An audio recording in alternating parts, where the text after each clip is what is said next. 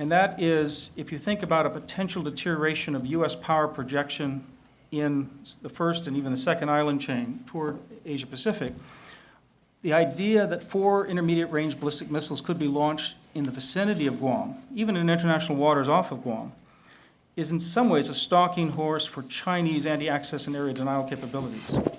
So the Chinese are privately applauding this, that is to see whether or not the United States could essentially be psychologically crippled and militarily weakened with respect to their power projection, our power projection capability, by hastening the day, or the thought, or the idea that somehow we will not be able to project power inside the first or second island chain, and that directly bears on the defense of Taiwan. So the security of Taiwan, to be free from coercion and free from attack, depends on power projection. It depends on economics, it depends on soft power, it depends on lots of things. But at the foundation is a strong defense. So it's very important, and I think this administration, the Trump administration, Secretary Mattis and the rest of the team will be very serious about following up on not just that arms sale, but cooperation. I think Dan Blumenthal and Randy Shriver, 2 people I would really watch closely on Taiwan policy in this administration, would have said it very well in terms of trying to make sure that we seek higher level engagement across the board with Taiwan as possible, as practical. But they said in a piece late last year after the election that history shows that when Taiwan feels isolated, it takes actions that destabilize the strait. And therefore, it's in the enlightened self-interest of the mainland to let Taiwan feel secure.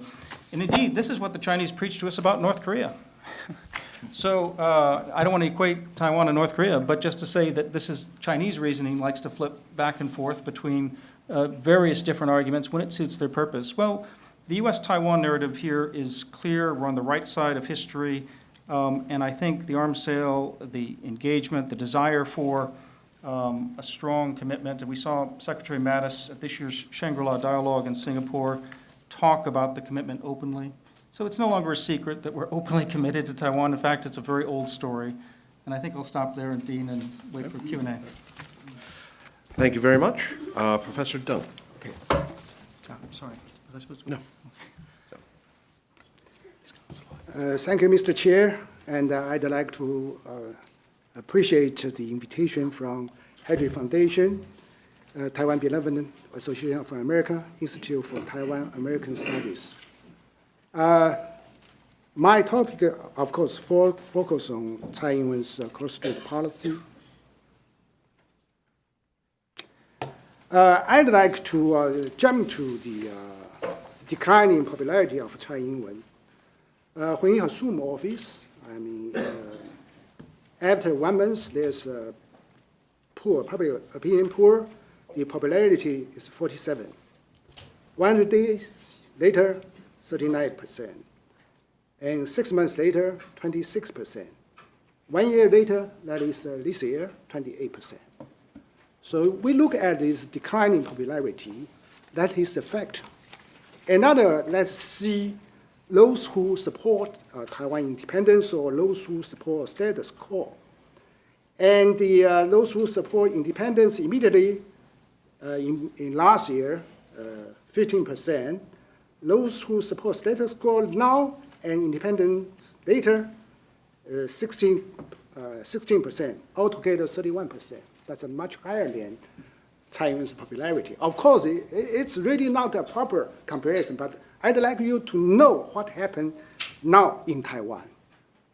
Why there's such kind of the declining popularity? Of course, you see, Taiwanese, they have different kind of perspective. Why? They would like to see their lives, where their lives will be, okay? People talk about, but I remember one sayings, we just don't look at or listen your rhetoric. We have to observe your behavior. So that is very important. A lot of rhetoric support Taiwan, okay, but how? So let me back to the so-called international environment. Of course, the United States is the very important example. So let's see what happened in the international environment. That's a kind of uncertainty. you see, let's see Trump make America great again. Of course, that is what, economic nationalism. That is for sure. Relinquishment of multilateral and regional free trade agreement like TPP, renegotiation on the U.S. term, American term of bilateral free trade agreement, that is NAFTA.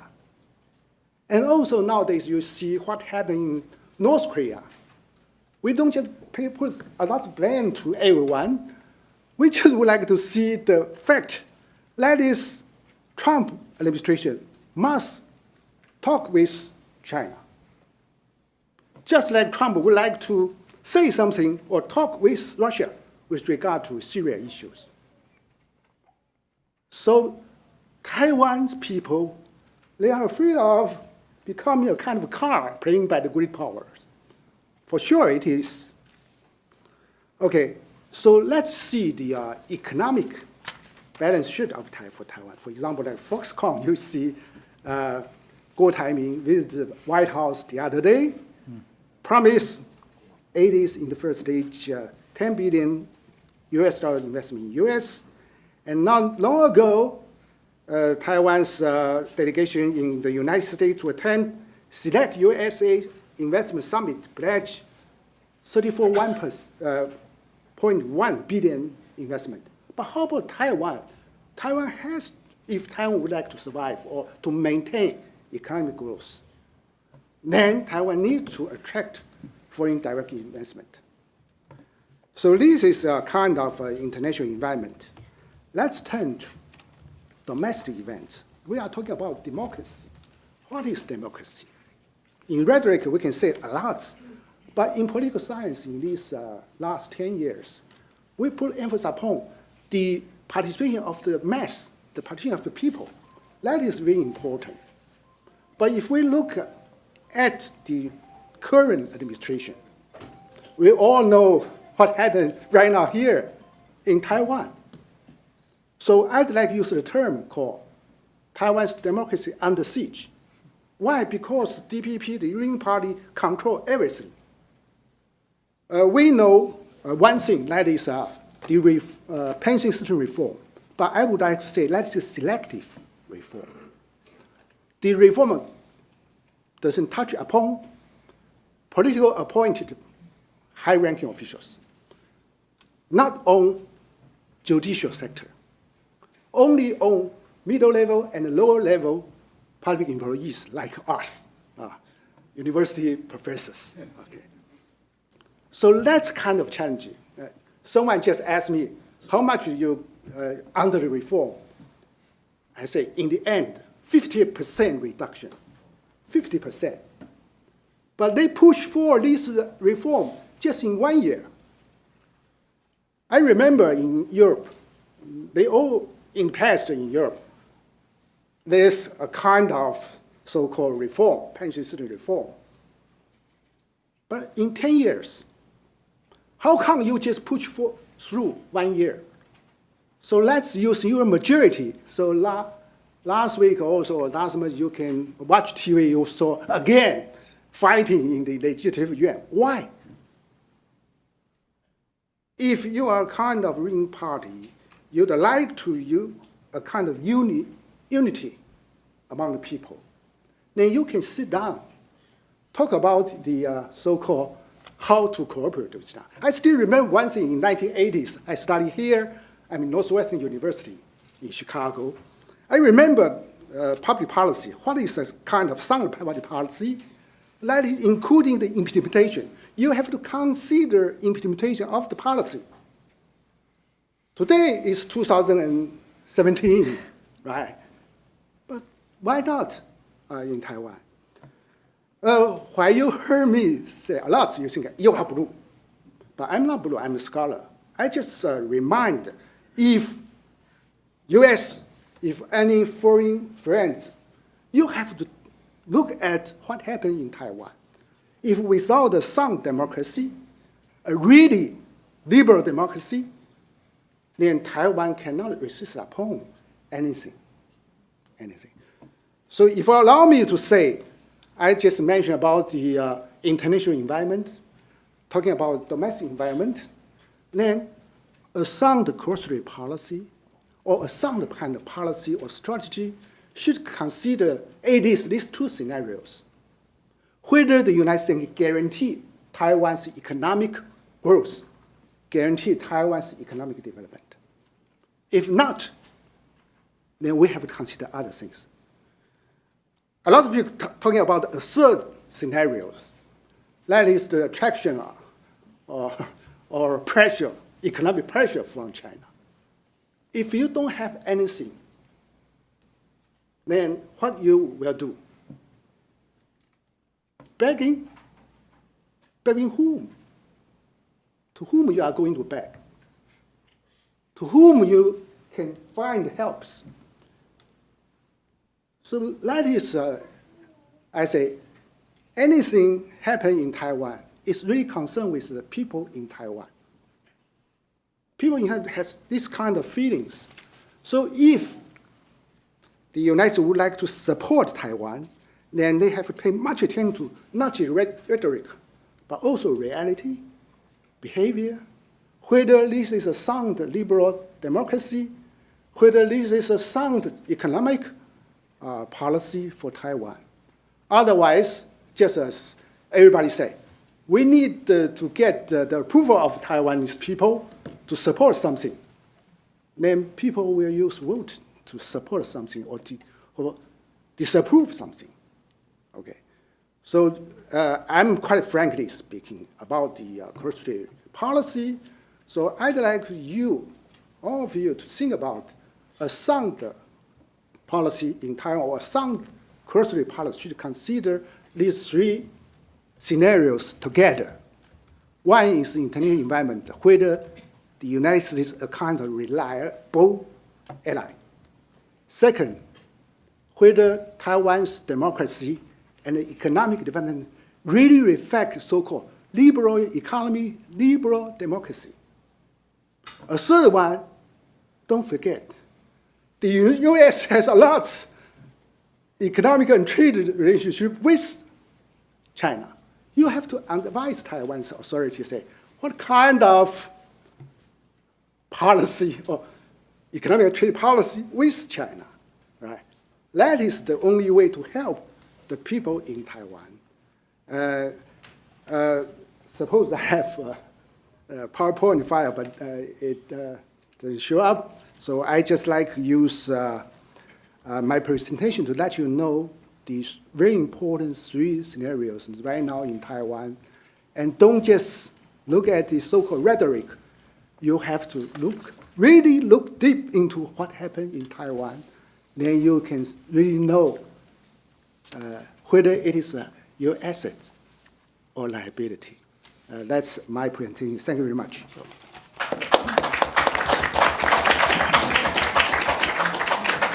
Thank you very much, Professor Deng. Russell Shao? All right. Well, first of all, thank you, Dean, Walter Lohman, and also the Heritage Foundation for the invitation to speak here at today's timely event. Heritage is a special place for me because actually over a decade ago, I cut my teeth here as a young intern in the Asia Studies Center. And so for me, this is sort of a homecoming to be able to speak on this stage and with such a distinguished group of co-panelists. Allow me to preface my comments also by stating that the views expressed in my statement today are my own. I was asked to generally talk about cross-strait relations. The common refrain we often hear here in Washington is that cross-strait relations is at a standstill. However, this simplistic assertion neglects powerful undercurrents that are shaping relations in profound ways that will have an impact on how the two governments interact with one another going forward. Given the wealth of expertise that's already demonstrated on the stage today about U.S. policy towards Asia and Taiwan, as well as one perspective about domestic politics in Taiwan, I think my 10 to 12 minutes will be best spent focusing on specifics as to what has happened since 2016 in cross-strait relations, and to establish a baseline here of facts upon which we may have a discussion about the actual state of cross-strait affairs. To start, we must commence at the point where the current episode, if you will, begins. In January 2016, when Tsai Ing-wen and the Democratic Progressive Party won landslide victories in the presidential and legislative elections. Despite a presidential campaign and legislative campaign that predominantly focused on domestic issues, and also President Tsai's pledge to maintain the status quo, the PRC quickly went on a diplomatic offensive to isolate the new government. In March, even before Tsai Ing-wen was sworn in, the PRC announced that it was resuming diplomatic relations with Gambia. Now, the small African country broke diplomatic ties with Taiwan in 2013. But for now obvious reasons, I think we all know that Beijing decided to hold off on establishing diplomatic relations for reasons that we know now. On May 20th, Tsai was inaugurated as the first female president of Taiwan. In her inauguration speech, President Tsai maintained her campaign pledge and highlighted her administration's long-awaited approach to cross-strait relations. That approach being based on 3 pillars. First, the ROC Constitution. 2, the act governing relations between the peoples of the Taiwan area and the mainland area. And 3, the historical fact of the 1992 meetings. Beijing basically shrugged off that speech and called it an incomplete test paper. Despite Tsai's olive branch, the PRC announced in June 2016 that it was suspending high-level government dialogues to channels of communications. Those high-level channels remain frozen to this day. In the absence of high-level communications between the two governments, the PRC's political warfare machinery went to work. For people who are interested in a deep dive of what was formerly known as the General Political Department of the PLA, I recommend everyone here in the audience to read a study that was authored by my former colleague, Mark Stokes, at the Project 2049 Institute in 2013. In September 2016, an organization with ties with the PLA, the China Energy Fund Committee, which describes itself as a high-end strategic think tank, hosted an international conference in Washington, D.C. entitled A War to Remember, United Chinese Efforts Against Japanese Invasion. The event largely flew beneath the radar screen of most Western analysts. Interestingly, it presented a keynote remark by Hao Wotun, whom I'm sure is no stranger to the people in this room, who had previously served as premier and also as chief of the general staff of the ROC Armed Forces. In the following month in October, on a day meant to celebrate the events leading up to the establishment of the ROC government, Double 10, President Tsai issued her first major policy speech on cross-strait relations after becoming president. Most notably, President Tsai called on Beijing's leaders to face up to and I quote, to face up to the reality that the Republic of China exists, end quote, and that, quote, the two sides of the strait should sit down and talk as soon as possible. President Tsai also added that anything can be included for discussion as long as it's conducive to development of cross-strait peace and the welfare of the people of both sides. More broadly, in her speech, Tsai positioned cross-strait relations in the context of regional developments. This was ostensibly as an effort of the new administration to embed its China policy within a broader regional framework. While the CCP has always tried to co-opt friendly forces to support unification, its form of unification, through United Front work, these efforts went on overdrive after Tsai was elected president. In an unprecedented move in November of 2016, the PRC officially commemorated the birth and founder of the Nationalist Party and ROC, Sun Yat-sen.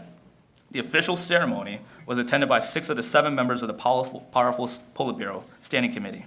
The CCP leaders waxed lyrical about Sun's legacy and hoisted him up as a symbol of Chinese unity. In his speech, this General Secretary and PRC President Xi Jinping boldly proclaimed that CCP members are the most firmest supporters, most loyal collaborators, and the most faithful successors of Mr. Sun Yat-sen's revolutionary undertakings. He asserted that we, the CCP, would never allow anyone, any organization, any party to split off any tract or territory from China anytime or in any way. Stirring a great deal of controversy in Taiwan, the politically charged ceremony was reportedly attended by over 32 retired military officers from Taiwan. In the same month, the former KMT chairperson and the party's initial 2016 presidential candidate, Hong Shouzu, led a delegation to the PRC to attend the annual KMT-CCP forum and met with Xi. It's likely that the incoming KMT chairperson, Wu Denyi, will meet with Xi later this year at this year's annual gathering. Then on December 2nd, 2016, President-elect Trump accepted a congratulatory phone call from the democratically elected leader of Taiwan. During the brief 10-minute phone exchange, President Tsai reportedly congratulated the president-elect on his election victory and exchanged views about the economy and other regional issues. Things got interesting afterwards. Of course, the PRC blamed the Tsai government for orchestrating the exchange between the two leaders, calling it a petty action that cannot change the one China structure already formed by the international community.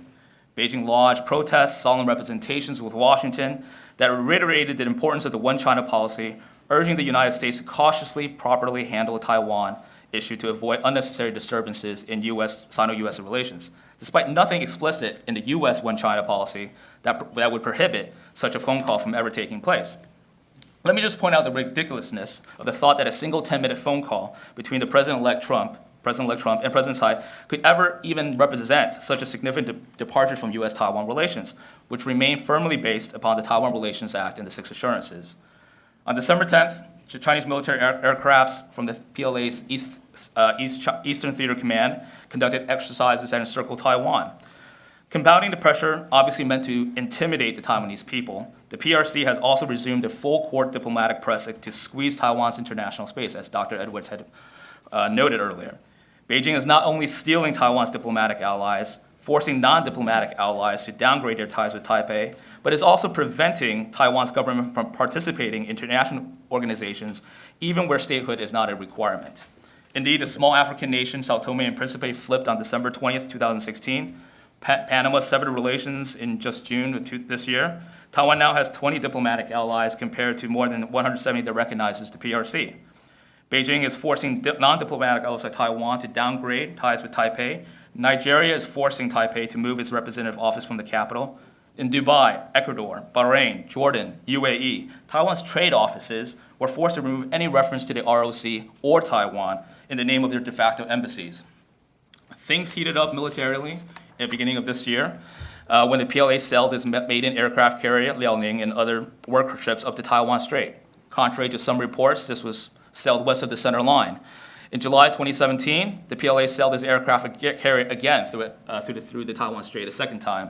But the most telling changes that could impact cross-strait relations after the election of President Taiwan really came in February, and after February of this year. The head of the Institute of Taiwan Studies at the Chinese Academy of Social Sciences was replaced. The former director was a well-known Taiwan hand in the PRC's Taiwan policy community, and it was replaced by someone who was not a Taiwan expert and much more of an international affairs expert. Interestingly, this institute also is associated with the Chinese intelligence agency, the Ministry of State Security. And so I believe another interesting development happened when the senior statesman Dai Bingguo took over as chairman of the National Society of Taiwan Studies. This organization was stacked with government officials, belies its supposedly civilian status. The NSTS leadership structure consists of 4 deputy chairmen representing the CCP Central Committee's Taiwan's office, State Council's Taiwan's Affairs Office, the Chinese Academy of Social Sciences, which is a government-run research institution, and the Chinese Kuomintang Revolutionary Committee. Another interesting development that occurred in February is how, in yet another unprecedented fashion, the State Council Taiwan Affairs Office weighed in on Taiwan's 228 incident, which remains a politically sensitive episode in Taiwan's history, and referred to the mass protests that led to a bloody crackdown as, quote, a just action by Taiwanese against a dictatorship and a fight for their basic rights. A deeper analysis suggests that a statement may be intended to manipulate local sentiments about key political events in the nation's collective memory, a formative element in Taiwan's now distinct political identity. Indeed, in the most recent data set on identity in Taiwan produced by the Election Study Center at the National Tsinghua University, current as of June 2017, the percentage of people who identify only as Taiwanese represent a clear majority at 56%. This is up from 17.6% in 1992. Whereas people who identify as both being Taiwanese and Chinese is at 36.6%. This is down from 46.4% in 1992. And lastly, only Chinese at 3.8%, and this is down from 25.5% in 1992. In March, Taiwanese human rights activist Li Mingzhe was detained by Beijing's authorities and now has been detained for over 5 months. In May, more senior members from the PRC Taiwan policy apparatuses were changed and shuffled. And now there are rumors that there may be some additional shuffling coming up in the lead up to the 19th Party Congress. In May, also in the same month, President Tsai issued a statement highlighting these 3 news: situation, test, calling for a new model for cross-strait relations. Now, on top of all these political warfare types of activities, it's important to note that in July, when the famed Chinese human rights activist Liu Xiaobo passed away, President Tsai issued a very stirring eulogy. She said, and I want to quote this, "We hope that the Chinese authorities can show confidence in engaging in political reforms so that the Chinese can enjoy the God-given rights of freedom and democracy. This will be a turning point in cross-strait relations. The Chinese dream is not supposed to be about military might. It should be about taking ideas, like those from Liu Xiaobo, into consideration. Only through democracy, in which every Chinese person has freedom and respect, can China truly become a proud and independent country. To be sure, as my co-panelists have thoroughly noted, that President Tsai's approval rating has fallen from 69.9% when she first came into office to now being around 33%. I think while at face values this represents a significant drop, I think we have to take this in context of prior presidents' approval ratings also as well. For instance, President Ma, who also enjoyed a very, very high approval rating when he came into office, but for the 2 terms, actually, his approval rating hovered between a low 20% and the high 30s. And so I think if we put that into context, this is probably a pretty normal ebb and flow in terms of how democratic politics works in Taiwan. So let me conclude with just 3 quick observations. Despite observers' comments that the PRC has a wait-and-see mode to observe Taiwan's government, Tsai government, I think it's increasingly clear that its action, that Beijing has already made up its mind and is unwilling to work with the new government. Tsai has been restrained, flexible, as well as creative in its approach to the PRC. However, I think her low approval rating can impact her ability to maintain a steady ship. That said, it should be noted that her low approval rating probably has less to do with her handling of cross-strait relations and more about her ambitious domestic reform agenda. I think thirdly and most importantly, the onus is really on Beijing to resume high-level communications with Taipei. With that, I will close. Thank you very much.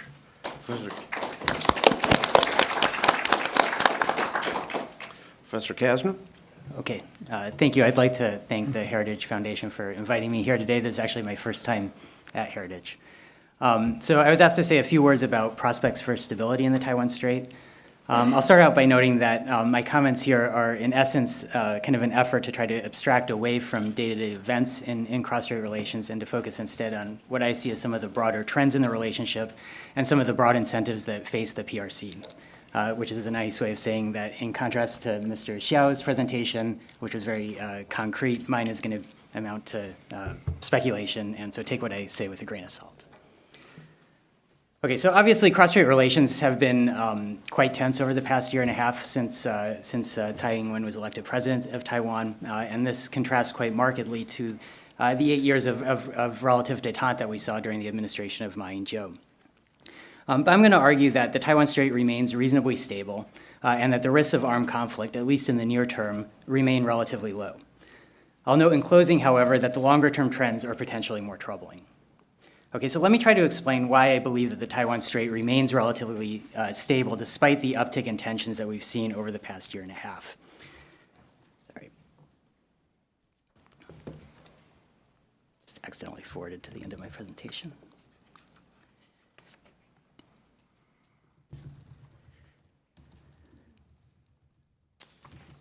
Okay, so let me try to explain why I think that the Taiwan Strait remains relatively stable. So to put it in simplistic terms, and setting aside scenarios like accidents in the Taiwan Strait that could potentially lead to rapid escalation, I think there are at least 3 broad rationales that could underpin a decision by PRC leaders to consider a more militarily coercive approach to Taiwan. And my sense is that all 3 of these scenarios are relatively unlikely. Okay, so the first rationale, and what I think is the most straightforward scenario, is one where Chinese leaders essentially come to believe that coercion would be an effective way to generate more accommodating policies in Taiwan. That is, to push Taiwan in a direction of unification at relatively little cost. In an extreme case, PRC leaders might come to believe that they could accomplish unification with Taiwan using military means at acceptable cost. A second scenario is one where PRC leaders recognize that military coercion would be both costly and potentially quite risky, but they might nevertheless come to believe that current trends in the Taiwan Strait are such that are so unfavorable that they feel compelled to act despite these high costs and risks. In other words, Chinese leaders could come to believe that on the Taiwan issue, time is not on Beijing's side, and there's a need to act sooner rather than later. Finally, Chinese leaders may come to view coercion in the Taiwan Strait as useful for domestic political reasons. For instance, if growth were to slow on the mainland or if an economic crisis were to erupt in China, there could be a sense in Beijing that a crisis in the Taiwan Strait could potentially help to divert people's attention away from these problems and to help generate instead a rally around the flag effect that would bolster popular support for the Chinese Communist Party. Okay, so let me say a few words about each of these scenarios and why I think that each is relatively unlikely in the near term. To begin with the worst case scenario, I think it's very unlikely that PRC leaders would view the initiation of a major military operation against Taiwan to achieve unification as anything other than incredibly risky, and potentially very costly. There are many ways that a war in the Taiwan Strait could go horribly awry for China, including but not limited to possible escalation escalation to a possible war with the U.S., the triggering of a severe economic crisis in China, and the possibility of a humiliating defeat. Given these risks, I think that this scenario remains highly unlikely unless Beijing were to feel backed into a corner, and that's a possibility I'll come back to in a minute. A more likely scenario is one where Beijing adopts a more militarily coercive approach short of war. For instance, using more explicit military threats or provocative exercises to try to push Taiwan to adopt more accommodating policies toward China, such as relating to the One China principle. Yet even a shift to a more militarily coercive approach short of war carries with it significant risks for Beijing, given what I think is widely seen as a pragmatic approach to cross-strait relations that's been adopted by the Tsai administration in Taiwan. So it's generally recognized that it's easier to make coercive threats to deter changes to a status quo than it is to use coercive threats to try to compel changes to a status quo. And I think that there's a general sense that PRC coercion was quite useful during the 1990s and 2000s when the PRC was trying to deter what it saw as steps toward independence by the Lee Teng-hui and Chen Shui-bian administration. So PRC coercive diplomacy at that time, such as the 1996 missile tests, signaled to Taiwan that the island risked losing a lot in pursuit of what were largely symbolic sovereignty-related gains. Okay, but this type of coercive diplomacy doesn't seem as necessary today, given that Tsai's government, at least from my vantage point, has been quite conservative in its approach to cross-strait relations and has refrained from actively challenging the status quo in a way that we saw during the Chen Shui-bian administration. Assuming that this relatively conservative approach to cross-strait relations continues in Taipei, and I think that's quite likely, then a shift toward a more coercive approach in Beijing would represent an effort to compel Taiwan to be more accommodating than it has been. Yeah, it's hard for me to see how this would work out well for Beijing. Coercive military threats would have the potential to back Tsai Ing-wen into a corner, where it could be potentially quite damaging to her politically should she back down. And whereas the U.S. was quite critical of Taiwan during the Chen Shui-bian administration, when Washington viewed Taiwan as a troublemaker that was pursuing destabilizing policies, I think the U.S. would be much more sympathetic to Taiwan in this scenario where the PRC appears to be trying to compel changes to the status quo rather than deterring changes. More generally, I think it's worth emphasizing that a military showdown in the Taiwan Strait, even short of war, would cause a great deal of unease in the region. And if Beijing were seen as the party initiating the crisis, it would undercut confidence in China at precisely a time when it seems to me that China has a great opportunity to portray itself to countries in East Asia as a responsible power, as a source of stability and calm. Okay, so in short, I suspect that PRC leaders likely view military options in the Taiwan Strait as risky and potentially counterproductive. And so I think it's unlikely that they view military coercion as an attractive option for making progress on the issue of Taiwan's status, at least in the near term. Okay, in a second scenario where PRC leaders might initiate military coercion in the Taiwan Strait, Chinese leaders pursue such an approach despite recognizing the high costs and risks involved. Here they fear that trends in the Taiwan Strait are unfavorable, and that absent efforts to arrest those trends, the island might essentially be lost forever. In other words, PRC leaders act in this scenario not to accomplish new gains on the Taiwan issue, as in the first scenario, but rather to arrest what they see as future losses. Okay, so if, for example, leaders in Beijing believe that trends in Taiwan identity, such as those that Mr. Xiao just pointed out, and domestic politics in Taiwan, mean that the island is moving ineluctably toward Taiwan independence, and that it would be better to deal with this problem now rather than allow Taiwan-centric identity to continue to solidify on the island, then PRC leaders could conceivably conclude that it would be better to act sooner rather than later and initiate conflict in the Taiwan Strait. So Chinese leaders, in short, might come to believe that time is not on China's side. Clearly, Beijing does have reason to be worried about some trends in the Taiwan Strait.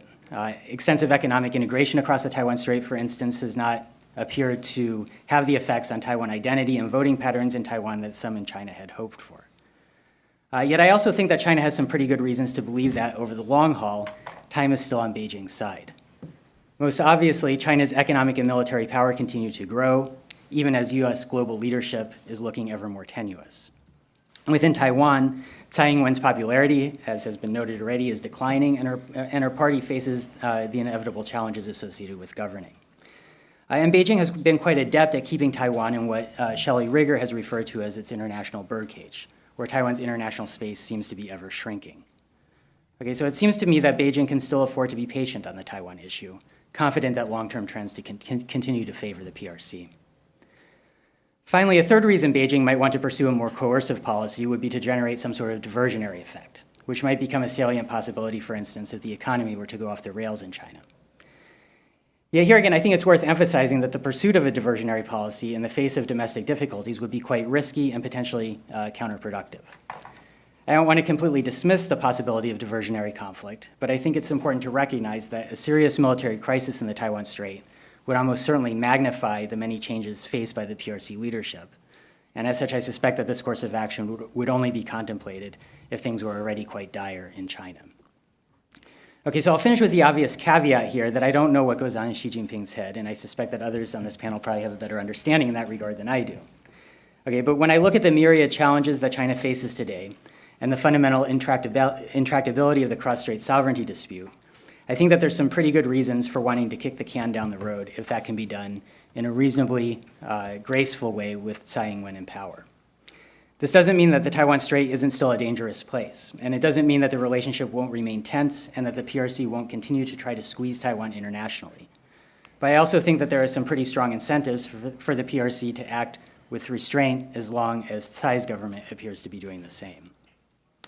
And I'll just go ahead and conclude by saying that I do worry more about some of the longer-term trends in the Taiwan Strait and the prospects for stability that these trends portend. I suspect that support for unification will continue to remain negligible in Taiwan, given political trends in China, meaning that the underlying sovereignty dispute is likely to persist for the foreseeable future. Meanwhile, as the military balance of power continues to shift in China's favor, particularly if the US becomes less engaged in the region down the road, I worry that in the future, China may come to become more confident that it can resolve the Taiwan issue once and for all at acceptable cost.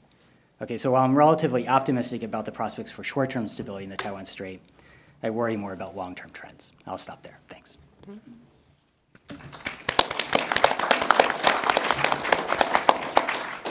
Thank you very much. We now open up the floor to questions from the audience. Are there any questions? Right here. Please wait for the microphone, and if you could please identify yourself. Thank you, Dean. Nadia Chow with the Liberty Times. I have two questions. First one for Patrick. You just mentioned there's some good people going to work for Trump. Wonder, do you want to share who are those people and what kind of position they will get into Trump's? And the second question is, if there were a military crisis in Korean Peninsula, do you think Taiwan has any role to play? We notice more people in Washington calling for expansion of a military tie with Taiwan, even port call between U.S. and Taiwan. Wonder, Dean or Patrick, would you like to comment? Because I remember when Taiwan Security Enhancement Act was introduced many years ago, you know, the executive branch opposed this idea. But when you look at the content, actually a lot of them has become reality. So what is pushing behind, you know, all this trend and development? Thank you. Yes, I wish I could say something about political appointments, but I really would direct that toward the administration. I did mention a couple of good people to keep an eye on, however, so I would look at that. The question of Taiwan's role in a scenario, security scenario in North Korea or in the region, is a very interesting one. And you mentioned the idea of port visits was very provocative. Of course, China not happy to hear something like a port visit to Taiwan. There hasn't been a port visit for many decades, so it would be unprecedented. So one of the ideas from, I think, the administration's camp would be to talk about a Taiwan exercise in Guam. Now, this directly relates to the current crisis, not intentionally. But because North Korea seems to be targeted on U.S. territory in the Pacific. If Taiwan were to take part in a variety of security assistance operations exercises with Japan, the United States, with other partners, to build capacity, they could well be exercising something that could involve a North Korean missile attack. After all, North Korea's missiles are of unknown reliability. Who knows where these things could land? I don't think Kim Jong-un knows. So as a result, I think it would be very prudent for Taiwan to be integrated a little more into regional safety, public safety, in domain awareness and emergency response. Other members of the panel? I mean, I think I would just add that, on the notion of domain awareness, integration of Taiwan into the regional ISR architecture is, critical. Taiwan has one of the most advanced ISR capabilities, I think, along the East Asia, and being able to utilize that within, and both, in particular in a more passive, sort of environment, it would be, I think, very conducive to maintaining regional security. On the more sort of kinetic side of things, I defer to Patrick's and Dean's assessments on those issues. Dean, you should speak up. No, I'm serving as a moderator here. That would be unfair. So, Okay. Other questions in the back? Hi, my name is Garrett Van der Wees. I'm former editor of Taiwan Communique. Thank you very much for excellent presentations. I had a comment and a question. The comment is on the perceived dropping approval rating of President Tsai Ing-wen.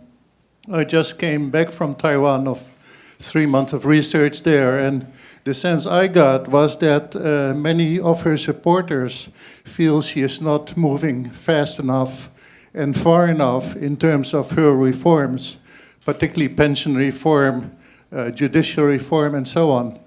It doesn't have anything to do with cross-strait relations, where she does maintain a very, very solid support. So I think that's an important point there. The question was for Patrick. Good to see you again.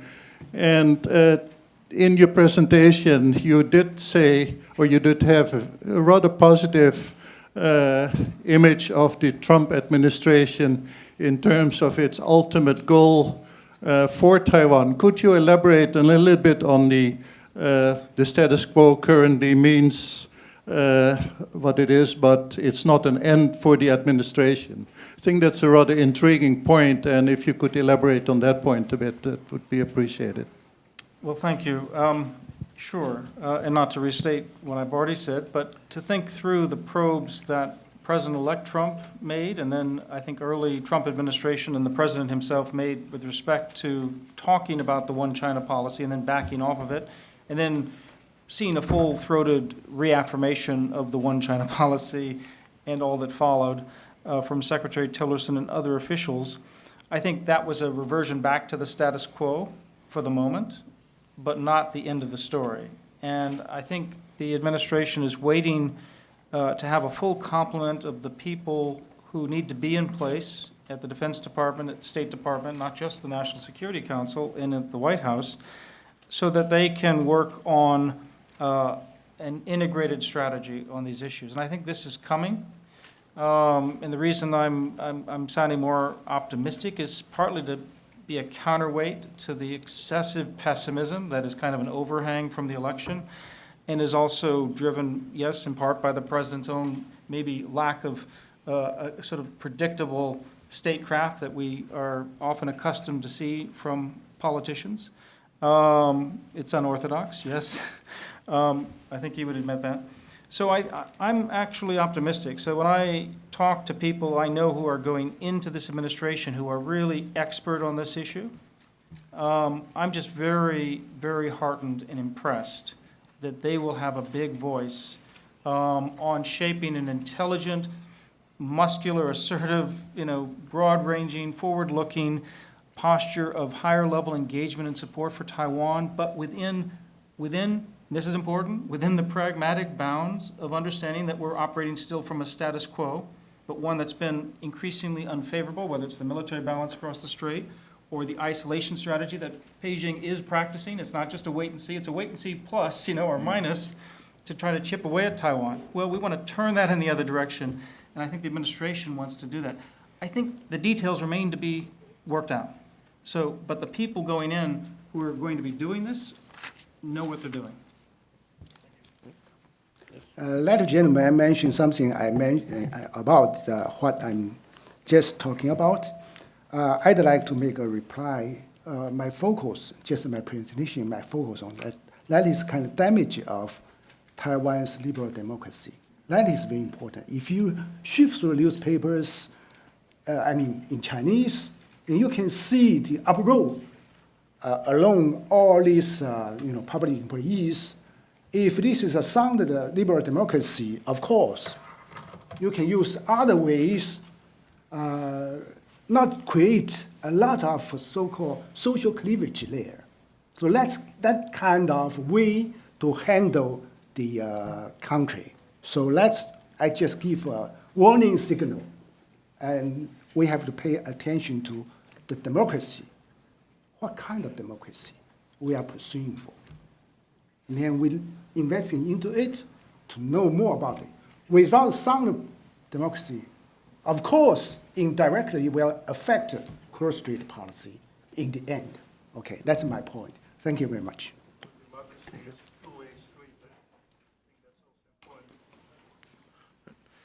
Other questions? Gentlemen? Yep.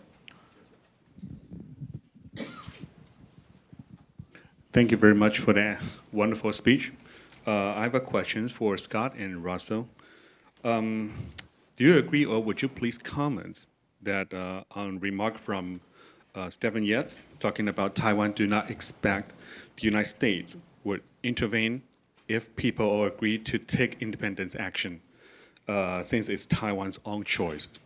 And do you think this is not an official statement from the state, but will you treat it as an opportunity, or that will be the threat, as a signal for the Tsai's administration and its Taiwan independent advocates? And other questions I would like to address to Dr. Dan and Patrick. Dr. Dan has mentioned about the Taiwan's democracy, that Taiwan shares the common value with the United States, especially the democracy. But we also noticed the numerous social media accounts in Taiwan has been suspended for the crime of criticizing Tsai Ing-wen's government. And also, the news media in Taiwan tends to be more conservative and self-regulate in order to avoid rejections of license renewal. So they are kind of hesitate to report protest or any kind of anti-government related events, including the Anti-Retirement Reform Act. So would you please comment if this is a signal that Tsai's administration is moving towards one-party dominance, since the silence of opposition voice has begun to sink in Taiwan? Thank you. May now start off and then maybe. Okay, sure. I think as to Mr. Yates' comments, I think his comments, his statement is rather consistent with what has been longstanding U.S. policy, which is that it does not support any unilateral changes to the status quo, and I think I'll just leave it at that in response to comments on Mr. Yates' comments. As far as anti-government protest, I don't know. From the medias that I've been seeing in Taiwan, there seem to be a lot of protests, and so I don't know that there's any shortages in terms of coverage about anti-pension reform protests that are happening, or indigenous rights protests that are happening. And so I think it does. I think the media environment is still very vibrant and still a very lively media environment. And I think that's reflective of the democracy that is that exists in Taiwan. So perhaps I don't share the same vantage point in terms of your perspective as to the sort of constrained media environment in Taiwan. I tend to think that it's actually a very perhaps even too vibrant media environment in Taiwan. So. I'll go ahead and second the point about the Yates comment. I guess I would be surprised if, especially given kind of the very public criticism of Taiwan during the Chen Shui-bian administration that you saw coming from the United States, I guess I would be surprised if people thought that there was kind of an unconditional U.S. commitment to Taiwan security, regardless of what Taiwan does. Okay. Yes, it is widely reported that some printed matters and the TV news coverage is just have quite limited coverage about the anti-establishment, I should say, establishment demonstration. It is true, but fortunately, the social media play a very major role. Daily, you can receive a bunch of information about this. But I'd like to say, what I'm talking about democracy. Democracy is not a regular election, not just a peaceful transfer of power, not just free press. I think people pay much attention to not just political human security, but also economic and social human security. So that is that matters. I'm talking about the opinion poll. It's a kind of measurement of a total picture about people to Tsai Ing-wen, because the question just focuses on whether you approve or disapprove. So that's a general concept of what is her policy, her strategy, and her policy, not just individually talking about what kind of policy. So remember, what is opinion poll? I'm just indicating this is a measurement not for Ma Ying-jeou, for Tsai Ing-wen. So she must be quite aware this kind of trend. And again, as I mentioned, what is democracy? Not just election, not just peaceful transfer of power, not just a lot of things. We should pay all of this, not just one of these or two of this. That's my point. Thank you. Dean, if I may, I'm sorry, go ahead, Patrick, go ahead. I was just going to throw in a very quick thought on democracy. The trends right now in the world are favoring not so much top-down power, but bottom-up. And in Hong Kong, you worry about what that means, and they worry about it as well. I just had a friend in my office this morning from Shanghai and explained to me how he had to put together new paperwork to revalidate a program, an academic program, through the propaganda department of the Communist Party of China. And can you imagine, I don't think most Americans could imagine having to try to do this. And it's congruent with U.S. values to support those who want that kind of freedom from that kind of oppressive government. So yeah, we can argue about different kinds of democracy, but we know about autocracy, and we know what we don't want, and I think Taiwan's speaking pretty clearly. I've got a lot of great friends in the KMT, and I have great respect for the fact that we can go from one party to the next in Taiwan, just as we can with allies in Japan and Korea and around the world. And our friends put up with our messy democracy in the United States when we go from one party to another. And we like that messy bottom-up process more than being told from top down exactly how to organize everything we do in our lives. Just a quick point, and this kind of follows Patrick's comments, which I agree wholeheartedly. And that is on the issue of the media environment, though, there is one element that I am a little concerned about, and that is disinformation campaigns perpetuated by the PRC. And I think this is a vulnerability in all democracies or more sort of free media environments where, investments as well as, subversive media campaigns can infiltrate the media environment and spreading false news. And this is a vulnerability that's not only unique to Taiwan, but also in the United States as well. And I think that there is actually a great deal of cooperation that can be done in terms of learning about how to sort of counter disinformation campaigns between the United States and Taiwan and dealing with especially those emanating from the PRC. And Michael Cole just published a piece on this very issue, right? Yeah. Which would be worth looking at. Other questions? This gentleman here. Again, please identify yourself and your institution. Yes, I'm Russell King. I'll direct this question to either Mr. Dong or Mr. Shao. One, I believe Taiwan's only diplomatic ally in Europe may be Vatican City, and I believe Pope Francis is trying to improve relations with Beijing concerning appointment of bishops.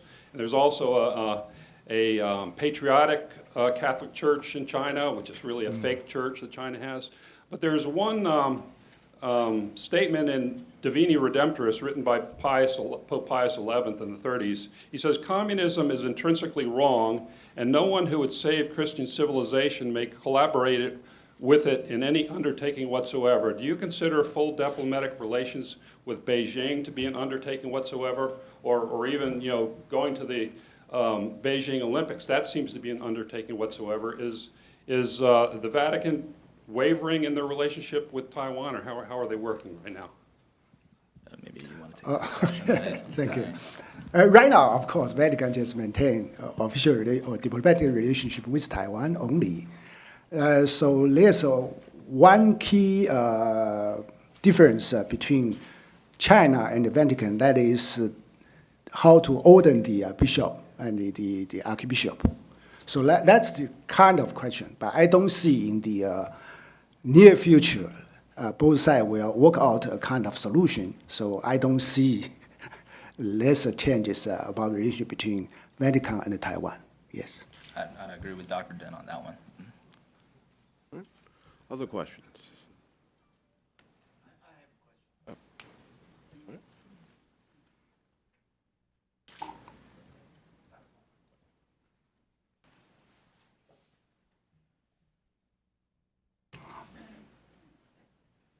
My name is Charles Koo from Dallas, Texas. I am really interested in what Director Xiao, just expressed. So I'd really like to know a little bit your background and what is this Global Taiwan Institute? I'm really. Can you tell us just a little bit? Sure, I'm happy to plug my organization here. Thank you very much for that question, Mr. Gu. So the Global Taiwan Institute is a new think tank that was established in September of 2016. We have an office near DuPont Circle. Our mission is to enhance U.S.-Taiwan relations through policy research and through public education. And so we have a number of programs that include a weekly publication called the Global Taiwan Brief, where we send out electronically to all our subscribers, which we have about over 1,000 now. And it's to address current developments related to Taiwan and contextualize them in the broader policy discussions here in the United States. We have a biweekly seminar series where we try to raise the visibility of Taiwan in the broader policy discussions here in Washington. So we just held an event on public diplomacy between the United States and Taiwan, where we had a State Department official from the director of the Public Diplomacy Bureau at the State Department, Lisa Heller, attend. And so we made our debut actually on the State Department's EAP Bureau's website, so we're a Twitter account, so we're pretty happy about that. We have our annual symposium that's coming up next month, so stay tuned for announcements about that. And we have fellowships programs to promote scholarly exchanges between the United States and Taiwan. So thank you. Mm-hmm. Thank you. Any question in the back? Hi, Paul Huang from the Epoch Times. I have a question for Professor Kastner. In your remark, you concluded by saying that in the short term, Taiwan, specifically Tsai administration, can probably maintain the status quo, but in the longer term, that China will be more and more likely to be able to afford to do something. That I guess the implication is, as China's military and economy grow stronger and stronger, they are more likely to afford the price of doing something to Taiwan. But that seems to underscore the problem with the short-term strategies by the Tsai administration, because if that seems to indicate that in the longer term, Taiwan will be at a disadvantage, that the conservative strategy that you mentioned Tsai administration has adopted will probably not work out in the longer term. What do you think that Taiwan should do then in the longer term? Thank you. It's a good question. I mean, I think that Taiwan's long-term situation is pretty tenuous, but that doesn't mean that I think pursuing a less conservative approach is likely to pay off in the short term. I think it's more likely to trigger a considerable amount of instability in the Taiwan Strait. So, I mean, my personal view is that Taiwan's best course of action is to try to maintain the status quo as long as it can, and kind of hope that that the U.S. stays engaged in the region, and that kind of China continues to have a significant stake in stability in the region. So I guess I don't think that the long-term situation is hopeless for Taiwan. But I think it's a situation that requires a lot of careful management, both by Taiwan and by the United States, and kind of careful, sober policies. So I don't think a return to kind of the sort of policies that you saw, for example, under Chen Shui-bian would be in Taiwan's interest at all. Any other responses?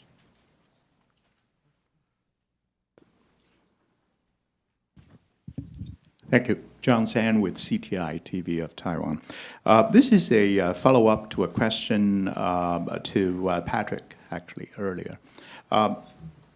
Patrick, when you say you are optimistic about the status quo plus, because a number of Taiwan experts will be soon going into the government, do you detect any willingness on the top leadership right now at the White House, at the state, at the Pentagon, that share that kind of willingness?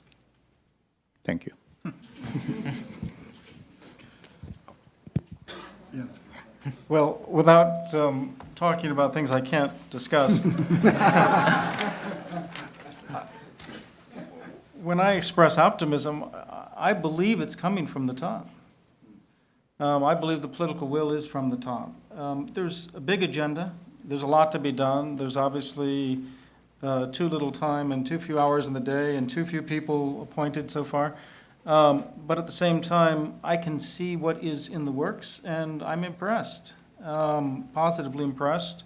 And I think there should be bipartisan support even for this kind of approach. And I think there will be a concerted effort to work with Congress on both sides of the aisle to try to build further support. But I think all things in their time, and we're not quite ready to go back to some of these issues just yet. There are a few priorities up there for the United States government.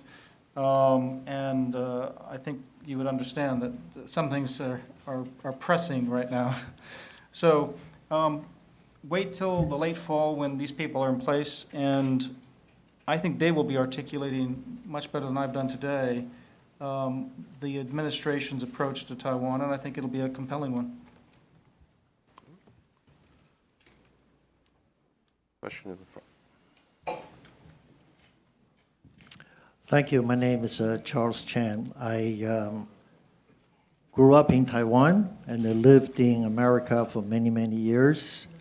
I, of course, very concerned about the situation in Taiwan. I believe firmly that the well-being of Taiwan and the people living in Taiwan is in the hands of people in Taiwan. For example, we witnessed the growth of Taiwan over the last 40 years. And Taiwan had its glory days as one of the four dragons. And lately, we kind of lost. We're lost somewhere. And I think the well-being of Taiwan and people in Taiwan are firmly in the hands of the people in Taiwan. However, the long-term destiny of Taiwan is out of their control. They have no influence of the outcome of what will happen in Taiwan ultimately. It really comes down to what's happening between China and America. And whomever become more influential and will get their way. Taiwan has been very fortunate that allied with America in the last 70 years since World War II. That was because America had upper hand. And the tide is changing. We all witnessed this. So how that change and will eventually, in my view, influence or decide the destiny of Taiwan. I would like to ask the panelists to share your comment about this. And I think the outcome of South China Sea will be the same. The South China Sea, the China wants the natural resources under the sea. Okay, they don't worry about the freedom of passage. And who's going to win? China or America? It all depends on who has the upper hand. And it all boils down to international relations is who has the upper hand and who has the say. So in a way, I'm wondering, okay, that what we discussed today and all the discussion had so many times in different occasions, it will not bear any consequence to the ultimate outcome. Thank you. Thank you. Does anyone on the panel want to tackle that? Perhaps I'll just say that I respectfully do not share your pessimism with regards to the future being, sort of the destiny being outside the hand of the Taiwanese people. I think that does nevertheless highlight the need to build consensus within Taiwan, and that, if Taiwan can successfully build consensus, then I think that destiny is firmly within the grasp of the Taiwanese people to be able to present, if I may say, a united front, in order to deter and resist Chinese coercion, political, economic, and military. And so I would say that, there has been, in my perspective, in my opinion, promising signs of that consensus emerging, particularly amongst younger generations of people, younger people in Taiwan. And I think particularly where identification is not so much based upon, identity is not so much based upon your ethnicity, but more on sort of civic identity. And I think that is a strength for building a sort of greater unity among the people. And so I think, to me, that is a sign for growing resiliency among the population. And I think that would help in being able to contribute to a greater say in what will happen in the future of the Taiwan Strait. Yes, I specialize at the international political economy, so I still remember so-called East Asian model. In the past, that's a theory called flying goose or flying geese theory. So in the 1960s, 1970s, even enter into 1980s, Japan is the leading goose. But how about today's East Asia? The answer is quite clear. So how can you forget or not follow the leading goose? So that's a kind of question we have to investigate into it to know whether Taiwan can be a so-called four dragon or four little tiger again. Then that's we have to seek the answer from it. Because I don't have PowerPoint, I just showing. Nowadays, the Belt Road Initiative, the AIIB, and a lot of people accuse, say AIIB is the Chinese model. But do you know that nowadays AIIB joined with the ADB, Asian Development Bank, to make a loan for several projects, not just one, several projects. So who knows the future, what will happen in the future. But if one day China replaces the United States as the leading or hegemonic power, maybe it also follow the navigation freedom formula as the United States. But who knows? Big power, great power, always, establish its own rule. History tells us. I'd just like to add an extra point to what was being said, and to the point about having, being shaped by great powers and not being able to sort of chart its own path. I would just point out that the current government, Taiwan's government, has initiated something called the New Southbound Policy, which I think is a proactive policy that is trying to engage with South Asia and Southeast Asian countries to access, develop greater people-to-people connection as well as the economy amongst in that region, and in that way is an attempt, I think, to try to chart its own path in terms of carving out a new future for Taiwan. Whether that will be successful, I think, remains to be seen. But some preliminary numbers in terms of tourism from the people from the region going to Taiwan, which has increased, as well as building, sort of having there being a strong foundation of different types of MOUs and understandings that can help pave the way for for more agreements to be signed to help economic interaction, I think, could potentially be a way to offset this sort of great power imbalance that, that you observed Taiwan seems to be trapped in. Okay. Three brief responses. First, don't underestimate Taiwan's influence, or human agency for that matter. It's not trivial, but I understand it's not the cross-strait balance, it's the global balance that is the bigger issue. And there, my second point would be, let's not make some linear extrapolation about China. In this year of the 19th Party Congress, Xi Jinping has added every title known to mankind, and he still does not control China, this empire that he's trying to wrest control over. So we'll see about the internal contradictions within China in the future. And then thirdly, it's really an admonition for the administration of the United States to start to get very serious about the competition we are in. And I think this administration understands that at the very highest level, and it's trying to do something about it. But because we're not Kim Jong-un and we control everything inside, you got to work in a messy democracy to try to mobilize reform and improvement and revision. And I think working with friends like Taiwan will be paramount importance in succeeding. And can I just say a few words as well? I mean, I don't think that type of fatalism is really in Taiwan's interest, to be honest. I think that a lot of Taiwan's future is really in Taiwan's hands. I'm not a military expert, but just reading the writings of people like Bill Murray at the Naval War College, I mean, my sense is that there's a lot that Taiwan can do to enhance its deterrent capabilities.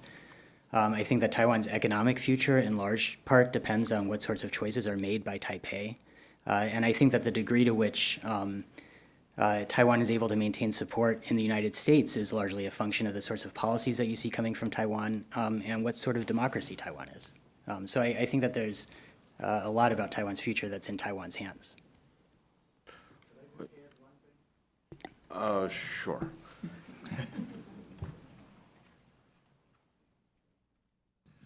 Scott, I agree with you. I think the future of Taiwan, the well-being of the Taiwan still is in the hands of people in Taiwan. However, we all know there is a red line. Don't cross it. If you cross that, there's everything goes. So if Taiwan moves toward independence, declare independence, separate from China, that's the end of it. Well, so that's today. That's today, okay? 10 years from now, it could be different, but I think the well-being of today, tomorrow, next year are in the control of Taiwan, people in Taiwan. thank you, sir. But the ultimate destiny, I'm afraid it's outside, out of Taiwan's control. Thank you. Time for one last question? Gentleman on the right. Hi, I'm Claude, a undergraduate student at the George Washington University, and this actually very much concerns current events. And so this concerns the fact that Taiwan actually trades with North Korea. And so if any of you could comment on how that would affect power dynamics in the region should the U.S. decide to step up its involvement, let's say, port visits to Taiwan in the future? Thank you. Thank you. I don't know, actually. No? Anyone want to take this? What? Why don't you take that, Dean? Well, that's certainly an interesting proposition, so. Okay, okay, all right. But I know, I think, just recently, President Tsai had issued a statement at a international conference held in Taipei on and it was held regarding Asia-Pacific security issues, and North Korea was raised, and she had, I believe, and I'm paraphrasing here, that Taiwan stands to play a proactive role in the region to contribute to regional stability, and essentially that would include issues related to curbing illicit trade between Taiwan and North Korea. And I'm aware of reports by reporters that have indicated about sort of these types of trade that's ongoing between Taiwan and North Korea. I believe that there are efforts underway by the government, both in this administration and previous administrations, to try to curb that trade. And Taiwan can, I think, play with sort of its position between the East China Sea and South China Sea, is well positioned to be to play a more active role in making sure that illicit materials that Pyongyang is transferring, between the waterways of East China Sea and South China Sea to be able to seize those. And so I think that is a matter for further deliberation, and so hopefully that there will be more efforts to try to integrate Taiwan into these efforts. And let me just build on Russell's point. It's not Taiwan, it's throughout Asia. It's Africa. There are a lot of countries. North Korea has found the building of an illicit economy is a good countermeasure to pressure and sanction. And some of our closest friends in Southeast Asia have been also conduits for trade with North Korea. Now that we're able to marshal more information and focus more on this illicit network, we can go to our friends in Taiwan and our other friends, and we can together work on putting pressure on these assets in this trade. And so this is now another instance where Taiwan is part of the solution for regional and global security.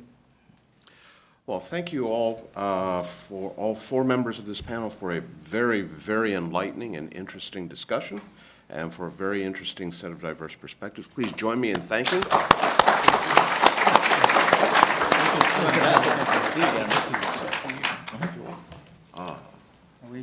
And if folks will please keep their seats. Should we sit yes, here? panelists dismissed. Okay, thank you. Class dismissed. We have the next part of our program is the keynote address from Dr. Liu Xun, former representative at the Taipei Economic and Cultural Representative Office here in Washington, D.C. He is also the former representative of Taiwan to the United Kingdom and to the European Union. Want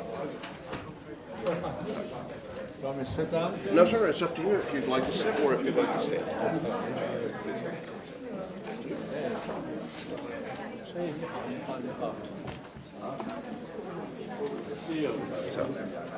After Dr. Shen's remarks, he will take some questions and answers. So,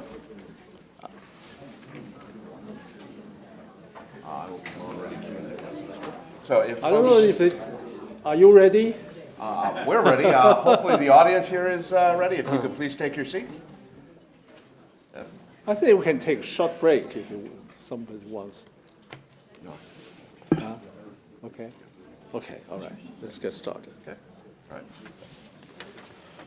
Can we get started? Yes, please, Dr. Shen. I just flew in from Taipei last night. And I have to say, the first thing I appreciate, I have to say, very strong appreciation for is your nice and cool weather. Taipei is so hot, and as you know, all the government agencies had to shut down the air conditioning between 1 to 3 in the afternoon for almost a whole week. So I appreciate, among other things, the first thing is your nice and cool weather. So good to see so many old friends. I have to tell you that I think I started to owe a talk of U.S.-Taiwan relations to Heritage ever since I came here as ambassador in 2014. But today I came back to pay my debt. And also I thank the co-sponsors, the TBAA and the ITAS. I'm so happy to see so many old friends. And I've been retired for 14 months already. And, but I stay very busy.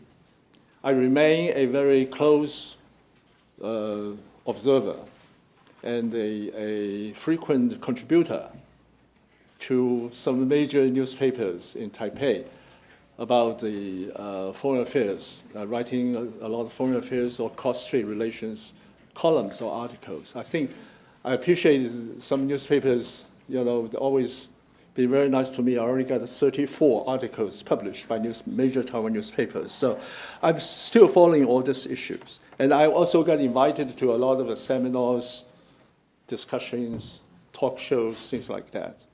One of the very frequent questions posed to me is asked me to compare the U.S.-Taiwan relations between the current government of President Tsai and the previous government of President Ma.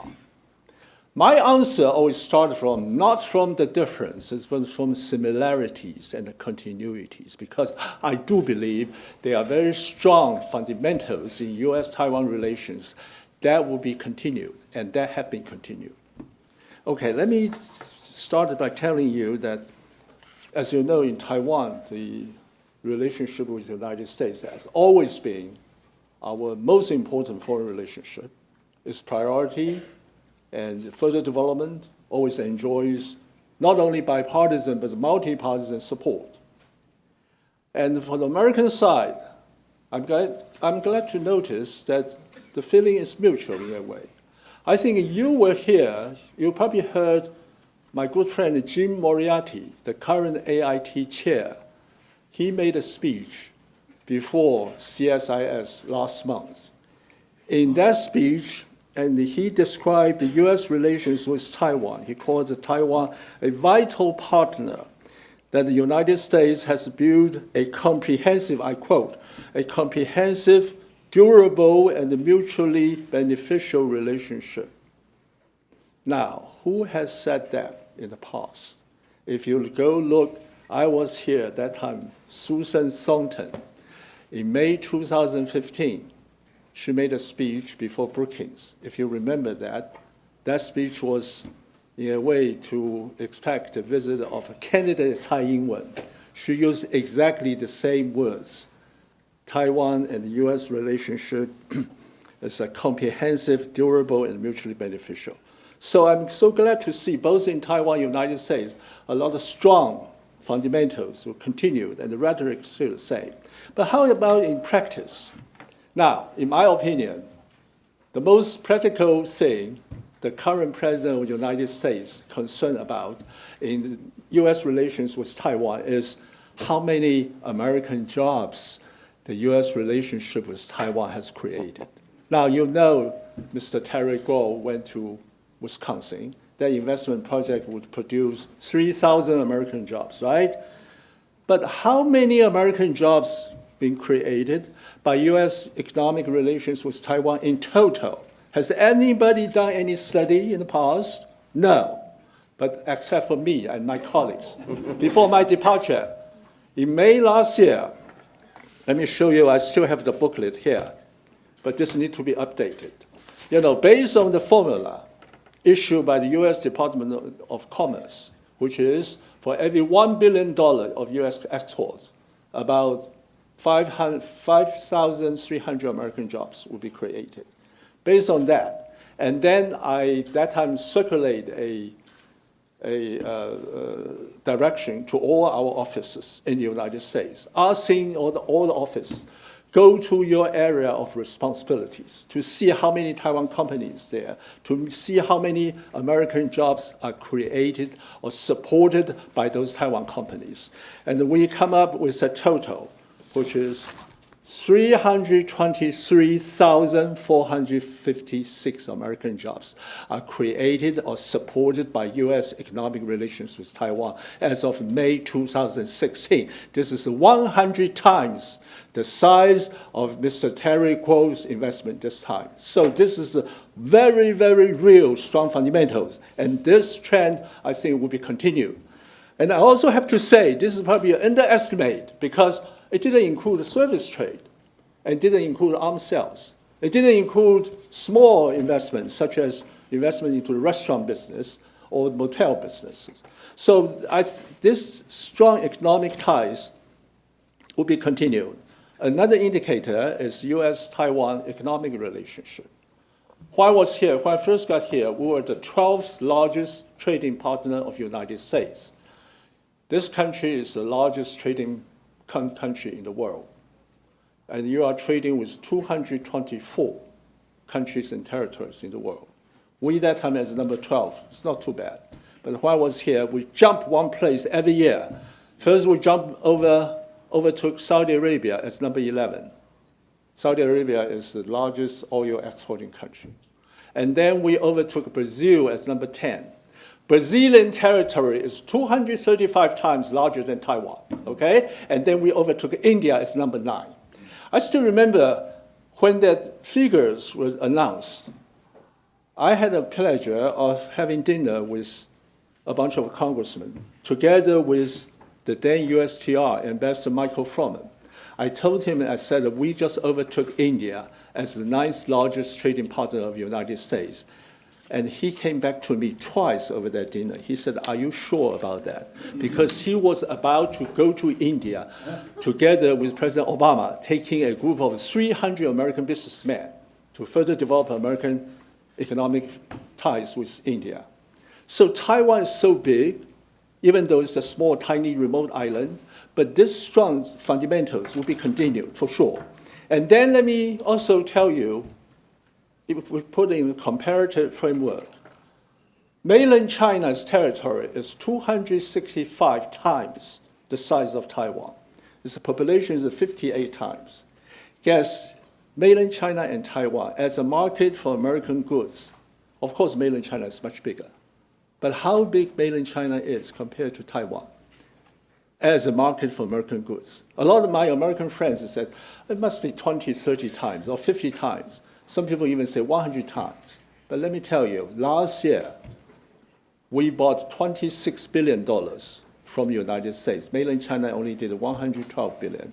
So mainland China, as a market for American goods, is only 4.5 times the size of Taiwan, even though their territorial size is 265 times and the population 58 times. That shows how big or how small Taiwan is. And that kind of strong fundamentals will be continued. Now, and let me tell you another figure, which is also very impressive, which is that even though we are your 9th or 10th largest trading partner, our last year two-way trade total is $65.4 billion US. But this number is even smaller than our trade surplus with mainland China. Our trade surplus with mainland China last year was $66.9 billion. Now, keep in mind, you are the largest trading power in the world, and you are trading with 229 countries and territories in the world. We are your 9th largest out of 24. But our two-way trade total, year after year, is still smaller than our trade surplus with mainland China. That's how big Taiwan is. So those fundamentals will be continued. Another fundamental, very strong fundamental will be continued is, I have to say, I commend our professional teams on both sides. You know, even though there's a lot of positions now still vacant and yet to be confirmed on the American side, but the American side has very good career diplomats, just like our team, just like my colleagues. You know, they did a very good job. I have to say, I can tell you for sure, without my good colleagues, the telephone call between President Tsai and President-elect Donald Trump would not have been possible. You wait until I publish my memoir, I can tell you more about that. Okay, but there's still a lot of differences. what are the major differences? Today, I think the number one difference is not between the two administrations in Taiwan. The number one difference is that if you talk about U.S.-Taiwan relations today, inevitably, you have to bring into the cross-strait relationship into the picture. This is not just Taiwan, but the American side is saying the same thing. If you remember, if you were there with Jim Moriarty, my good friend, he said, actually, that's the first sentence in his speech. I quote, he said, strong U.S.-Taiwan relations and stable cross-strait relations are integral ingredients of and have significantly contributed to regional prosperity and stability, unquote. Both U.S.-Taiwan relations and cross-strait relations. Now, here he sounded like Susan Sontag again, because in Susan Sontag's 2015 speech, I was still ambassador here. I read that speech many, many times. I can recite that almost word by word. There are three major points. The first point is that she said, the U.S. unofficial relations with Taiwan has never been better. It has never been better, meaning that since we changed our relationship in 1979, the relationship under President Ma has never been better compared with the previous years. The second point, she said, one of the reasons why it's never been better, she said, an important ingredient, I quote, is the stable management of the cross-strait relations. Stable management of cross-strait relations. That's one of the important ingredients, quote unquote, of the good U.S.-Taiwan relations. And the third point she made is that she wants to see that approach continue.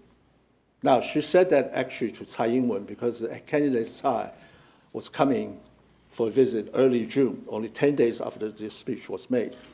Now, so I would say President Tsai also tried to continue the approach. However, when she talked about the maintenance of status quo, there's one important ingredient is lacking, which is the 92 consensus, which, as you know, Beijing considers utmost, actually is the precondition to everything.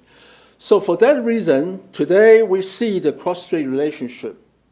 I think, not I would say that, a lot of people would agree, our cross-strait relationship has probably hit an all-time low. And people usually call it now as a co-confrontation with three no's. Three no's meaning no communication, no buffer, and no mutual trust. And for today, we see that mainland China now using, I think the last panel already addressed that, diplomatic coercion, economic limitation, or even military intimidation against Taiwan. Now, what can Americans do? Did Americans try to help? I think Americans try to help, but Americans in a lot of ways could not make too much difference. You probably have heard American policy statement. Americans are always saying that we urge or we encourage the two sides to display flexibility, ingenuity, to resume the constructive dialogue. But this is not for Americans to decide.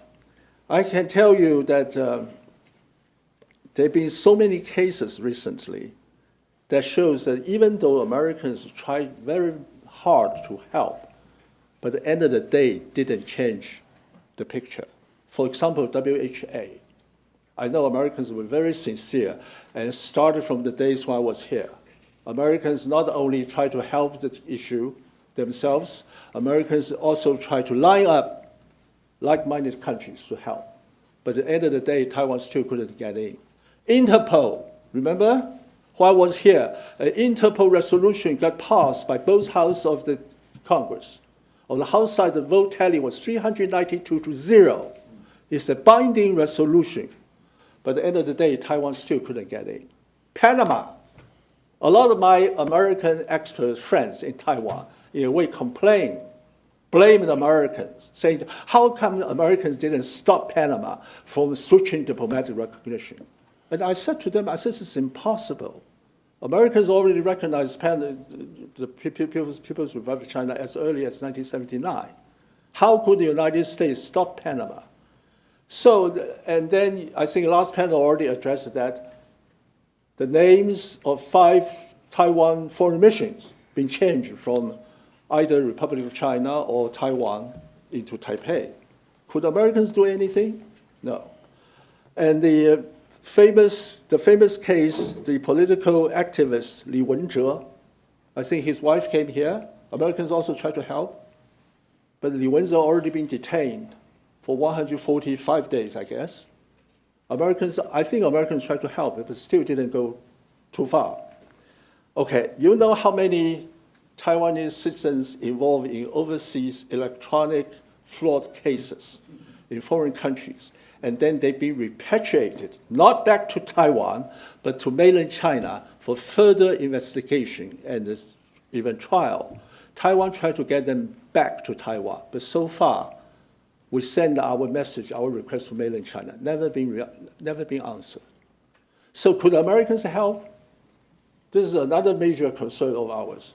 I think we talked to American friends, but at the end of the day, it still didn't make much difference. Now, last but not least, the PLA, military aircraft, they virtually encircling Taiwan airspace or flying very close to our ADIZ. In late July, I think it happened twice a week for 2 weeks. Did Americans say anything? Could Americans help? So I think this is the problem that we have to face today, even though the Americans, I think we have so many friends from Capitol Hill and the Foggy Bottom, State Department, everywhere. But Americans, you heard Jim Moriarty said, America has a widespread concern among American government agencies about this situation, about the lack of communication between two sides. Americans cannot come out to argue for either side or to throw a formula for both sides saying can be alternative to 92 consensus. Americans couldn't do that. You know about the 6 assurances. One of them, Americans will not do mediation between the two sides. So given the circumstances, I have to say it's very hard for Taiwan to further develop this effective relationship with the United States. But the smart Taiwan diplomats always have some strategy to do, which is what I call an image building approach by asking our congressional friends to initiate a lot of pro-Taiwan resolutions. I sometimes get lost how many are there. Sometimes I think it gets a little complicated because you have to push things on both houses. Some things you probably just concentrate on one house and ignore, or on the other side, it probably gets slowed down. For example, I don't know why the WHA resolution, which was passed in 2004, now recently been revived, being passed at the East Asia Subcommittee of the House again. And I checked the language, I found that was probably when I was a DCM, I was deputy representative here. That time, my colleagues and I started that, and it got passed in 2004. That's something would require the State Department to make a report and to ask the American administration to help Taiwan get into WHA. But this is, I don't know why it was suddenly being revived in late July. It's probably too late. It's already too late for this year and too early for next year. So this is something like, port of calls. You already heard from Jim Moriarty. Jim Moriarty said, port of calls can be a mistake, it can be very dangerous. So, if I can still have a few more minutes, let me offer you my concluding remarks. I would say, given the current situation, and this today, my opinions are entirely my own, got nothing to do with my previous affiliation or my current affiliation. I would say the first thing is Taiwan should not always hope for American help regarding its own problem with mainland China, nor should it expect to take advantage of the bad moments in the US-PRC relationship for 2 reasons. Number one, The US-PRC relationship is already very complicated and very changeable. Number two, a Taiwan highly reliant on American helping hand, but with very little real effect. It's not in either side's long-term interest, because it will probably make the pragmatic American policymakers eventually lose their interest in helping Taiwan if still whatever the Americans do didn't make too much difference, especially when the American policymakers already have had so many problems with mainland China. So under that kind of situation, Taiwan has to try on its own to resolve or to diffuse its problem regarding 92 consensus with mainland China, and not to expect Americans to pour the chestnut out of fire for itself. Number three, I think Taiwan should distinguish itself as one of the largest single external sources of knowledge about and influence over mainland China, and share these assets with Americans to make the relationship mutually beneficial. Number four, I think more coordinated or more timely efforts are needed for pro-Taiwan congressional actions so as to make them suitable for administration to implement and will bring about real benefits for Taiwan. Here, I think I need to elaborate a little bit what I mean by that. So as I said, now so many congressional resolutions, people sometimes get lost. For example, WHA. We have to worry about not just 8 days of WHA within a year. We have to worry about another 357 days. Now, when I was in Geneva, I already negotiated with the WHO authorities. Later, in spring 2009, we already have had an exchange of letters signed in which WHO already promised to give Taiwan CDC full access to WHO, professional health-related issues. And for example, we can have a direct communication to inform each other about some epidemic diseases. We can send our experts to technical meetings. We can nominate our experts to emergency committees of WHO. And we also solve the name problem because in that MOU, or the exchange of letters, Taiwan CDC is called Health Authorities in Taipei, which is a very neutral name. Now, how many technical meetings Taiwan health experts can go to now? I think not too many. Let me tell you, today, a lot of the WHO technical meetings, as you know, are funded by American money, by US Congress. So that's something we can cut in, rather than to revive an old 2004 resolution to repeat what's been said. This is what I call a more concerted, a more timely, a more effective congressional resolution is needed. Not just talking about Taiwan Security Act, Taiwan Travel Act. Let me ask you, even if the Taiwan Travel Act got passed, you think President Tsai Ing-wen can come here for a real visit? So this is why I think we need to have a more pragmatic approach. Now, number five, Americans can positively show their support of Taiwan by not only words, but also by actions, such as sending senior US government officials, not the former officials, senior incumbent officials for business visit to Taiwan, and also send a large congressional delegations if Americans really want to show their support to Taiwan. In addition to congressional resolutions, I think this can be done as an effective image building measure. Last but not least, let's talk about, since we're going to have a panel on economic issues, I would suggest if we want to start the FTA process with the United States, the best way to start is probably the easiest chapter in the original TPP, which is e-commerce. I don't know whether you have seen the TPP file. TPP is already, altogether, is about 5,500 pages, being divided into 30 chapters. While I was here, we already talked to the Americans, starting from the easiest topic, which is e-commerce, because our two positions are close to each other. And later, we set up something called DEF, Digital Economy Forum. Every year we have a conference, 1 year in Taipei, 1 year in Washington. So that's probably an easy starting point if we are pursuing, instead of TPP, a FTA with the United States. I think I better stop here. If you have questions or comments, I would more than happy to address them. Thank you so much. Thank you.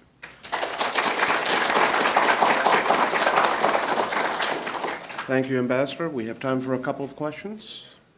Do we have any here in the back?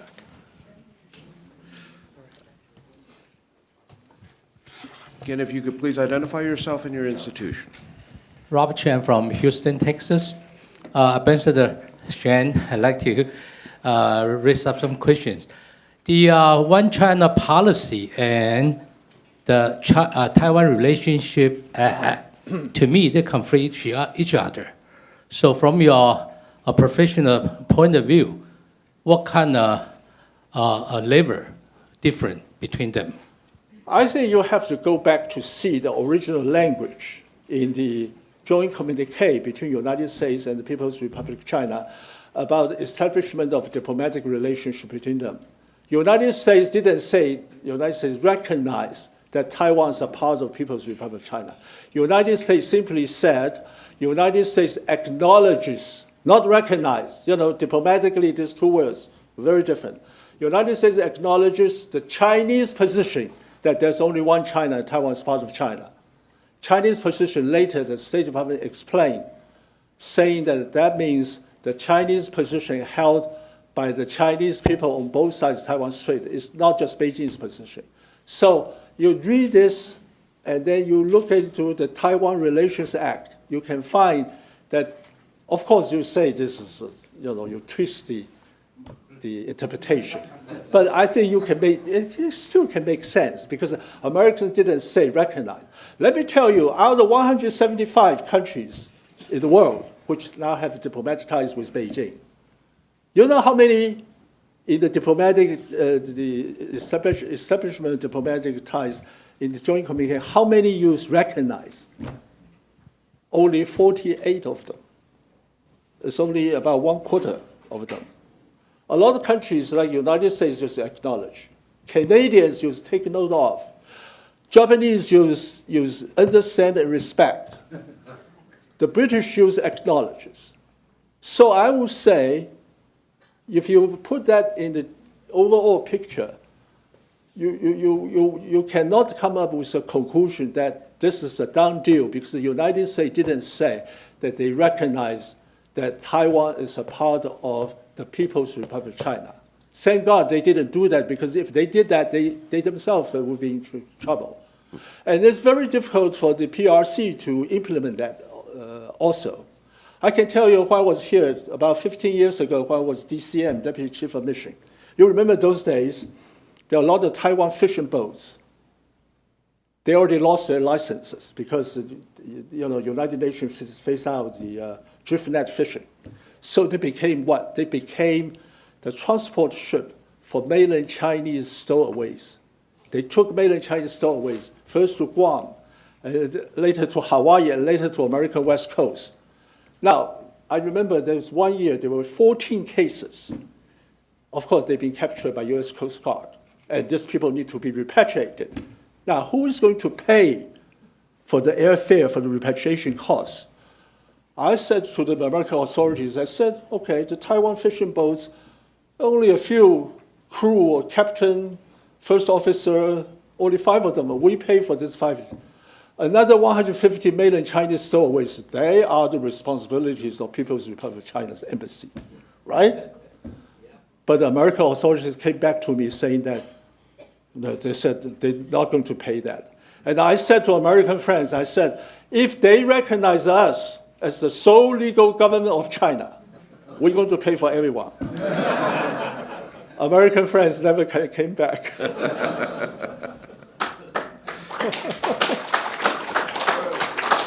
Thank you. This is a true story. So, question for one. Can I have some more water? Oh, yes, absolutely, please. This one. Okay, thank you. Please. Thank you. I'm Janice Chen from the DPP's U.S. mission, and really appreciate the perspective from the former Representative Shen, and especially that you highlighted that the U.S.-Taiwan relationship has a lot of continuity over time. And it's interesting that you were citing the recent speech by AIT Chairman Jim Moriarty about the U.S. views on, of course, their interests in cross-strait stability. And I think what's interesting is that at that same event, the former AIT Chairman Richard Bush asked him whether the United States is satisfied with the Tsai administration's efforts to reach out to Beijing. And Moriarty said that, we have seen that she's made certain efforts, and if you hear us expressing concerns about the lack of dialogue and also acknowledging that the Taiwan side has tried to reach out, you can draw your own conclusions from that. So I think Taiwan has always really appreciated the U.S. Sort of providing some consistency in its policy toward Taiwan and toward cross-strait across different administrations, whether here or in Taiwan. And that extends also to the U.S. Congress. The U.S.-Taiwan relationship is, of course, based on the TRA, so the Congress has a very important role to play in defining the terms of the relationship. But I do agree with you when you say that Taiwan needs to do more to help itself and to maintain the regionals and play a positive role in regional peace and stability. And one of the ways that the Tsai administration is trying to do that is to strengthen Taiwan's defense, is try to rebuild the morale of the military. And so I'm wondering if you have any thoughts on what would be, in your view, the next step in the U.S.-Taiwan relationship on the defense side and to increase Taiwan's security? The next stage of U.S.-Taiwan relations in what field? In what? Defense and security? Defense and security. Well, I hope Americans can continue to one thing. Today, if you read Taiwan newspapers, you find Stephen Yet's name be mentioned a lot because he came out to say that if Taiwan declared independence, Americans would not come to help. Stephen Yet, as we all know, he used to work here, I guess. And to me, this is not a surprising thing to say. But I think all along American policy is that Americans want to avoid or prevent someday facing such a dilemma, whether they would have to come, really send their troops or send the aircraft carriers again to help defending Taiwan. I think what Americans are doing all these days, all these years, is trying to not to face this kind of dilemma. So that kind of strategy, I think, is still there. That's something we appreciate very much. But how you manage, how you operate that strategy very skillfully, it really requires a lot of diplomatic skills. But there's a very important ingredient, which is I think Taiwan has to do its own part. This is why I'm saying Taiwan has tried to at least not to resolve, but to diffuse the current stalemate with mainland China.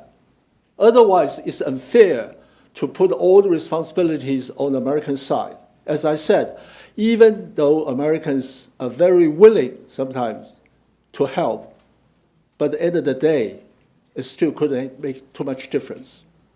Because one of the 6 assurances is America would not play a mediation role. Americans all these years always saying that we urge you, we encourage you, but we're not going to get in to argue for either side or to offer any formula for the two sides to think about. I don't think Americans will go into that stage. I don't know. This is a very good question. I think we have so many experts here. This probably can do another panel on that. Well, please join me in thanking Dr. Shen for an excellent presentation. Thank you so much. We're going to take a 10-minute break. Please be back at 4 p.m. for panel 2. So, thank you very much.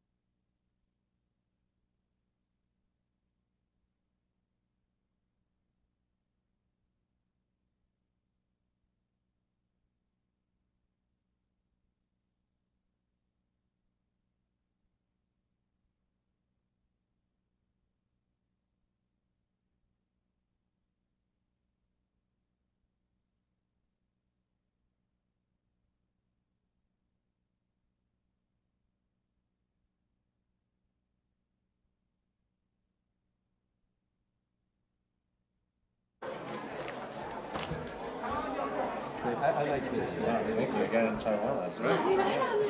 我讲完就下来了，对不对 Right, right. 我说没关系的。 Scott, I don't know This if is I your new give you my card? new card, yeah. So you've moved from Virginia to To Yankee country. Yes, I just drove by Williamsburg earlier this week because I was on vacation. Oh, thank you. 是你的大学怎么发音？这个发音怎么念啊？你就干嘛？以色加大学。Ithaca. You like snow? Yeah, I like snow. I like summer. That's right. That's right. Much nicer summers. Yeah, it's right now it's the best season. So when did you move? Last summer. Oh, okay. Exactly 1 year. So you had your first year and it was okay? This is into the second year. Yeah. Okay. Yeah. That's great. Yeah, second is the best, better than the first. That's right, because you have all that new teaching and other things. But so. Yeah, glad you can come to this one. Yeah, this is so cool. 呀，后面的人可以呀。 I was in Ithaca a couple. I was just actually in Chautauqua a few weeks ago, which is not far from Ithaca. Right. It's like southwest. Right. Oh yes, that's a very famous summer festival. Yes. It's like a 9-week, I call it summer camp for adults. Right. And, Yes. So 1 week was on global politics and partnership with CSIS. So we had scholars go each day, give a lecture. Great. And so that was a lot of fun. So we got to fly to Buffalo, and then it's about 70 miles from Buffalo. Right. So It's hard to get in. A lot of family. People are still who've outside gone for to the break. Tornado, live there. Right. Well, they took the cookies away, so I mean, they should have come back. Terrific. Well, next time if you have Incentives matter. maybe half a day we can do lunch. That'd be great. Yeah, that'd be ton of fun. I won't go in June. I won't go in January. I know. Don't come here. You will be wearing snow boots. Still here.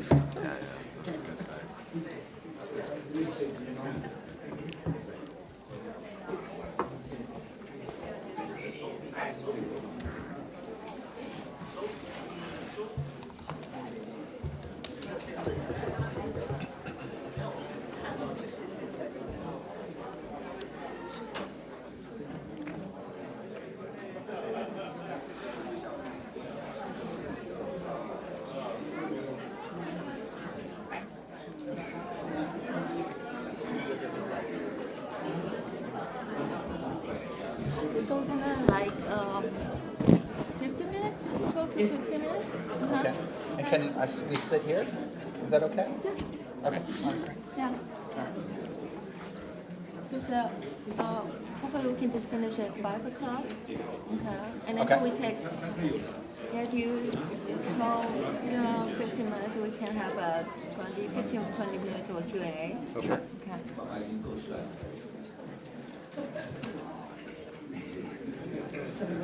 哦，是有小粉丝在下面。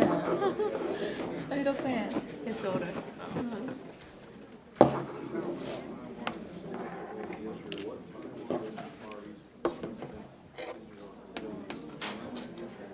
She should get a large sign. Still a lot of people outside.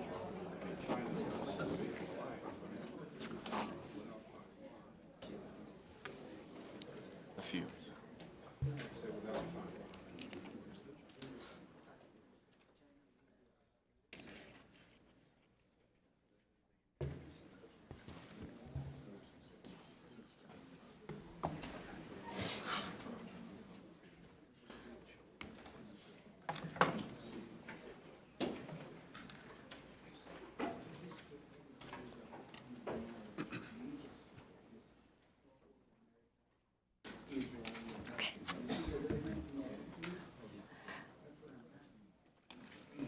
We are going to start the panel 2 pretty soon. And before we start the panel 2, I'd like to introduce our co-sponsor and TBAA, the president of WON, and to say a few words for this event.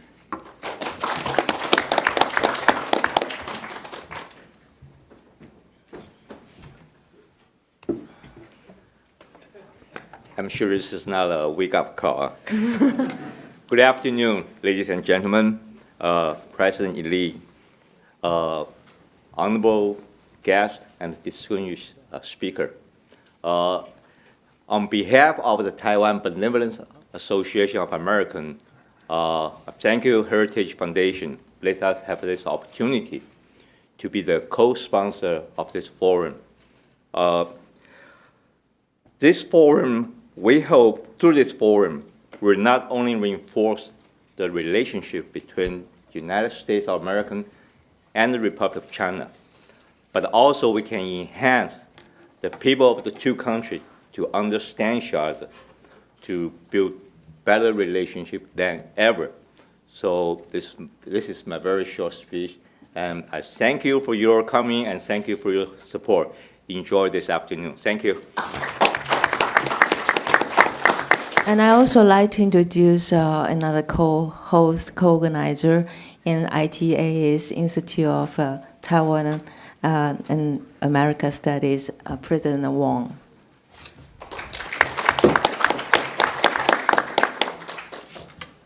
Now we're going to start the panel 2 and talking about economy issue. Okay, politics is interesting, but economy is fundamental, according to Dr. Sun. Everything is fundamental. So we're gonna go by the order on the program. So we're gonna start from Ryla Waters from Heritage Foundation, and then next we're gonna have a Scar Kennedy from the CSIS. And then the final is Vincent Wong, Dr. Wong from the Ithaca College. Okay, Ryla, go first. Well, good afternoon.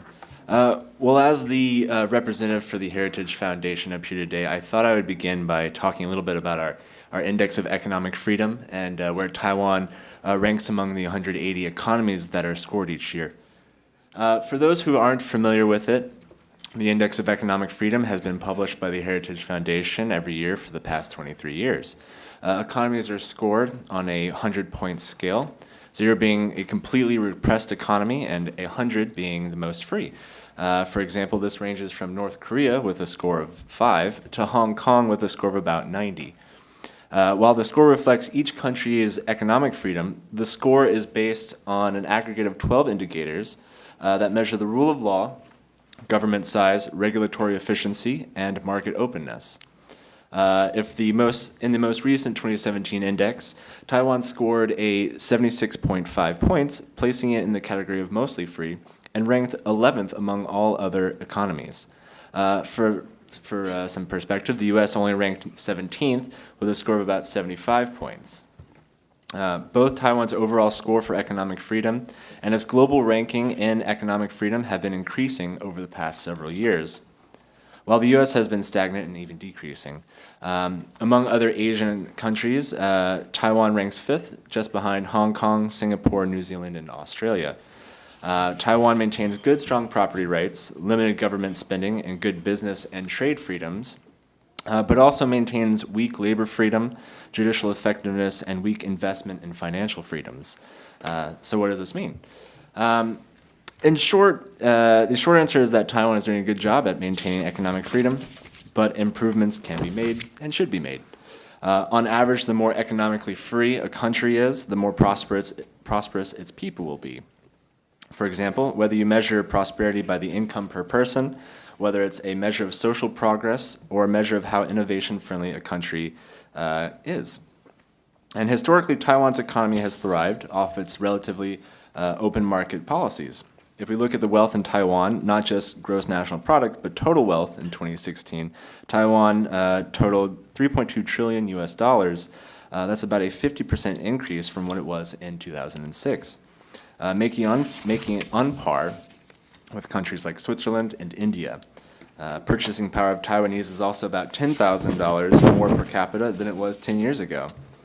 Of course, there are now growing concerns about stagnant growth. This is perhaps where the US-Taiwan economic relationship becomes ever more important. I might not go into how Taiwan ranks as one of the US's largest trading partners, or even the size of the two individual economies. The US and Taiwan have maintained strong economic relations for decades now, and it makes sense for this trend to continue, either for the sake of U.S. economic interests in the region, whatever those might be, or for the future of Taiwan's growth and economic independence from China. Of course, one of the easiest ways to solidify the U.S.-Taiwan economic relationship would be through a free trade agreement. The current U.S. administration, of course, has highlighted its preference for bilateral economic negotiations over multilateral dialogues. And if the administration is as focused on the transactional outcomes from negotiations with its trading partners as we've heard, this pound-for-pound mentality, perhaps Taiwan has already proven itself to merit the launch of formal trade agreement negotiations. We at the Heritage Foundation actually have, in fact, been arguing for a U.S.-Taiwan free trade agreement for 30 years now. Back in the 80s, it was seen as a way to balance the large trade surplus Taiwan had with the U.S. It was also a means to leverage an opening of Japanese markets, as market barriers and state-owned enterprises in Japan limited foreign investment. Taiwanese officials, in an attempt to help appease concerns in Congress over the growing trade deficit, encouraged its own self-initiated Buy American practices. This included Taiwan adopting favorable measures for U.S. businesses, removal of tariff and non-tariff barriers, and outright purchases of U.S. agricultural and industrial products. Of course, if the past 40 years of strong economic relations aren't enough for current officials to merit a free trade agreement with Taiwan, then perhaps the last 13 years of dialogues and norms established through the U.S.-Taiwan Trade and Investment Framework Agreement may suffice. If that's not enough, and the administration is looking more near-term and transactional, certainly Taiwan's ability to open up its market to U.S. beef and pork imports may be one aspect to leverage in the opening rounds of a trade agreement. A U.S.-Taiwan free trade agreement will be more than just a focus on tariffs, of course. Already, Taiwan's total average tariff rate is relatively low, at 6%. Non-agricultural tariffs average about 4%, while agricultural tariffs average about 16%. Taiwan scores relatively high on trade freedom at 86 points out of 100, but there are other issues that can be addressed through a trade agreement, including a continued establishment of norms regarding investment, regulatory, and market access transparency. And Taiwan has already made efforts to adhere to national norms, but Taiwan's labor and investment freedoms are still lacking, as labor freedom scores a 55 and investment freedom scores a 65 out of 100.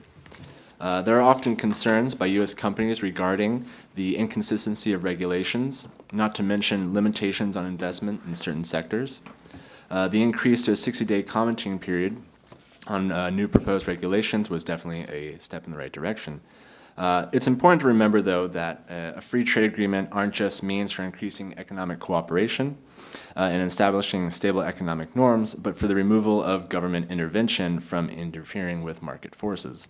And it will take strong leadership on both sides to help push past both private and public interests that might not want a free trade agreement. Back in the 80s, it was Prime Minister Nakasone who took the initiative to push the privatization of Japanese state-owned enterprises past the bureaucrats, labor unions, and Diet members. To quote a former TECRO representative, Benjamin Liu, who was speaking at a heritage conference while he was the director of the economic division, back when TECRO was still known as CCNAA, back in 1987, and as he advocated for the launch of trade talks with the U.S., he said, "We are anxious to look into ways of protecting the U.S.-Taiwan trade relationship from the wide swings in political activity that are generated in both countries on an increasingly regular basis.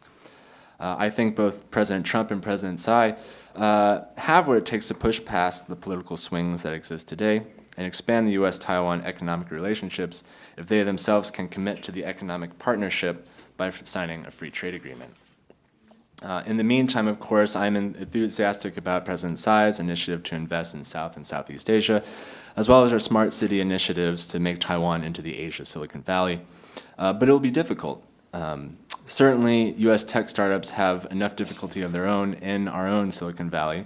Competition can be fierce, and uncertainty exists for all startups.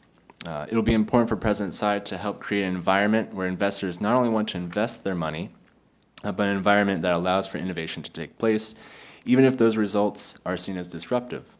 To conclude, I am optimistic about the future of U.S.-Taiwan bilateral economic relations, and I hope that the Taiwan administration can continue to find friends in the current administration and that we can continue to prosper together. Thank you.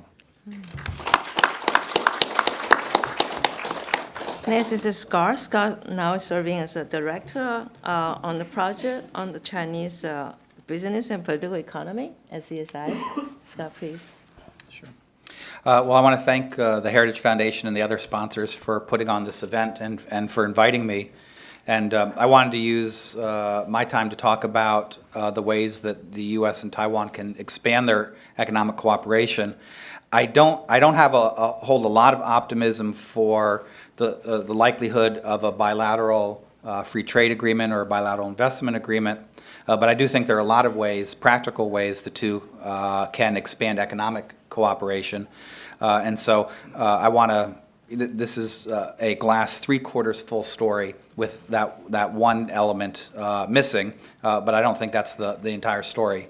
So that's what I want to leave you with today. Let me elaborate in four points. The first is that, as Riley said, there are already extensive, deep economic ties between Taiwan and the United States.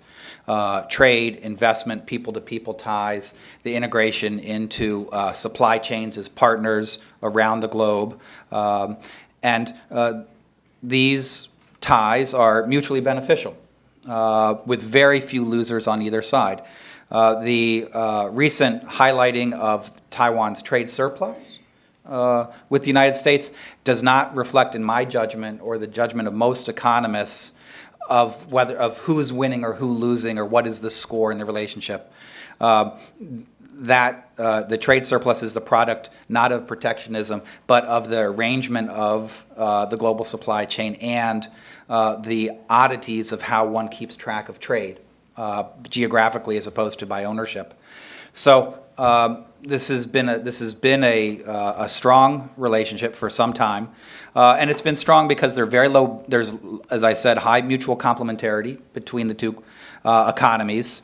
Both are WTO members. Both are signatories to the WTO's Information Technology Agreement, other plurilaterals. And so we already have a very strong relationship. I think the announcement of Foxconn's investment in Wisconsin is a natural outgrowth and sign of this, and I think we'll see more of these types of stories. The second point, both the U.S. and Taiwan have benefited from being part of global supply chains, and global supply chains that include China. In fact, Taiwan has benefited from the inclusion of China in global supply chains even more than the United States. Taiwan has offered an immense amount of technology, management skill, investment in China. And they also, of course, because of the common language, that has helped a great deal. There are around 1 million Taiwanese who live in China, which has helped further those ties and the benefits to Taiwan's economy. In addition, although both are WTO members, the cross-strait economic relationship is not entirely consistent with WTO practices that members keep towards each other, and instead is managed by ECFA.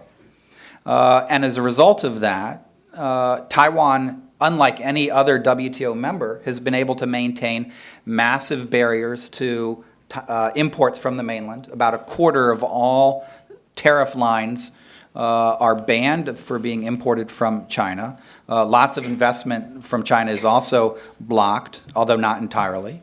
And so this type of ability to maintain those types of protections for Taiwan's economy has been something that no one else has had, and it's meant that the downsides have been of an economic relationship with China as part of global supply chains has been limited in Taiwan. I think the best statistic that shows that is we know that the proportion of labor in manufacturing in almost every major industrialized country has fallen dramatically over the last 20-some years. There's a single exception, and that's Taiwan.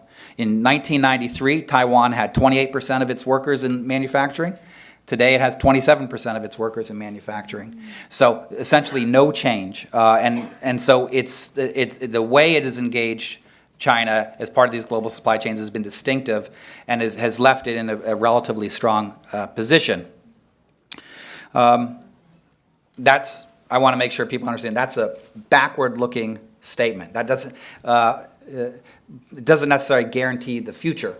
All right, there's lots of challenges that everyone faces as a result of Chinese industrial policy, which is much more aggressive over the last several years under Xi Jinping, and much more challenging for everybody that is part of these global supply chains. Nevertheless, if you're just doing a historical analysis, it's been a big boon for Taiwan compared to just about everybody else. In terms of thinking about how the U.S. and Taiwan can expand cooperation, I think an FTA or a bilateral investment agreement would be nice, but of relatively limited benefit. And it would be politically very risky for Taiwan to take on. Of limited benefit because most of the benefits between the two economies are because they are in global supply chains. We count bilaterally, but it's the global supply chains that really bring the big benefits. And so unless you improve the global supply chains or regional supply chains, simply reducing barriers bilaterally isn't going to give you a big bang for the buck. And as Riley already said, Taiwan scores 76.5 and the U.S. 75. And I'm sure if you look at the bilateral arrangements with us, they're already really low barriers. So most of the easy stuff has already been picked off. And I think there are other things that we could do in the short term that would yield some positives for both economies, and particularly for Taiwan's economy. So I think the first thing that would be at the top of my list, this is the fourth point, the first thing that would be at the top of my list is both the United States, Taiwan, and everybody else has to push back hard on Chinese protectionism. That is the number one challenge everyone in the global economy faces, is China's efforts to expand and dominate into global supply chains where everybody else is. And so you can do that bilaterally, you can do it regionally. TPP was an important initiative to that. TPP 11, even without the U.S., without Taiwan in it, would be helpful in that regard. But that's job number one, is limiting the destructive consequences of China's movement into other parts of the supply chain through subsidizing its industries and forcing technology transfer. That's number one for everybody. The second, and Riley touched upon this, but not in much detail, Taiwan's the biggest foreign economic policy initiative of the Tsai government is the new southbound policy. And I was in Taiwan in June for a week doing research on it with two colleagues. We have a report coming out in the fall on it. And although it's just getting off the ground, the new southbound policy actually has the potential to be quite helpful to Taiwan's economy. It promotes expanding economic ties with countries in East Asia, South Asia, Southeast Asia, as well as Australia and New Zealand. Some are more promising than others, but there's real meat on the bones in that. Expanding and helping to modify Taiwan's economic structure and expanding people-to-people ties, particularly in areas of education. Although the U.S. isn't one of the members of the new southbound policy countries, there are 18, the U.S. could do a lot to encourage all of those countries that are part of it to participate, to facilitate interactions. And that's because, again, these Taiwanese businesses moving more towards that region are part of global supply chains, and so it directly affects the interests of American companies as well. So I think there's a lot that the U.S. can do to help facilitate the effective implementation of the new southbound policy. Third, the other big regional initiative beyond the new southbound policy and TPP, which I've already mentioned, is China's Belt and Road Initiative. And there's although Taiwan, you wouldn't think that could be a dominant country in investing in infrastructure build-out, actually there's a lot of opportunities for companies from Taiwan to participate in the Belt and Road. And so the Belt and Road is a Chinese outward investment initiative, but there are a lot of opportunities for economies that are not part of AIIB, including the U.S. is not part of AIIB. And so I think there are potentially, because the price tag of the Belt and Road is so large, even getting a tiny sliver of Belt and Road investment would be helpful for Taiwan's economy. Fourth, this is the second to last point of what I think we can do. I think the United States, although a bilateral investment agreement or a free trade agreement with Taiwan is probably unlikely soon, there's still a lot that Taiwan can do to cover the last 13.5 points of the Freedom Index that would get Taiwan from where it is now to being tied with Hong Kong. And that gap is often framed and almost consistently framed as part of a bilateral negotiation between Taiwan and others. Well, and is seen as concessions. I think that 13.5 points are entirely in Taiwan's self-interest to make those changes in liberalization, which would help its economy. And regardless of whether the U.S. or anyone provides reciprocating concessions on the other side. And so I would just mention two areas. One would be in services, access to Taiwan's services market, liberalizing those markets. The second would be in immigration policy. When we were to allow more worker immigrants into Taiwan's economy. When we were in Taiwan in June, and I think it's still going through the legislative UN now, there was discussion over whether there ought to be a small modification of Taiwanese immigration law to increase the number of worker immigrants by several hundred, maybe up to 1,000. These are very small numbers. Taiwan needs tens of thousands of immigrants to move to Taiwan to work, to contribute to its economy. We shouldn't be talking about hundreds or thousands, we should be talking tens of thousands. And so there needs to be a significant liberalization of Taiwanese immigration law, which is entirely in Taiwan's interest and shouldn't be seen as a concession to anybody else.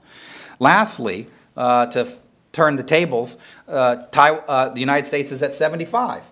And the U.S. isn't going in the right direction. And there's a lot that Taiwan and everyone else can do to encourage the U.S. to maintain or expand its markets and recommit itself to the multilateral trading system, to the WTO, to APEC, to the G20.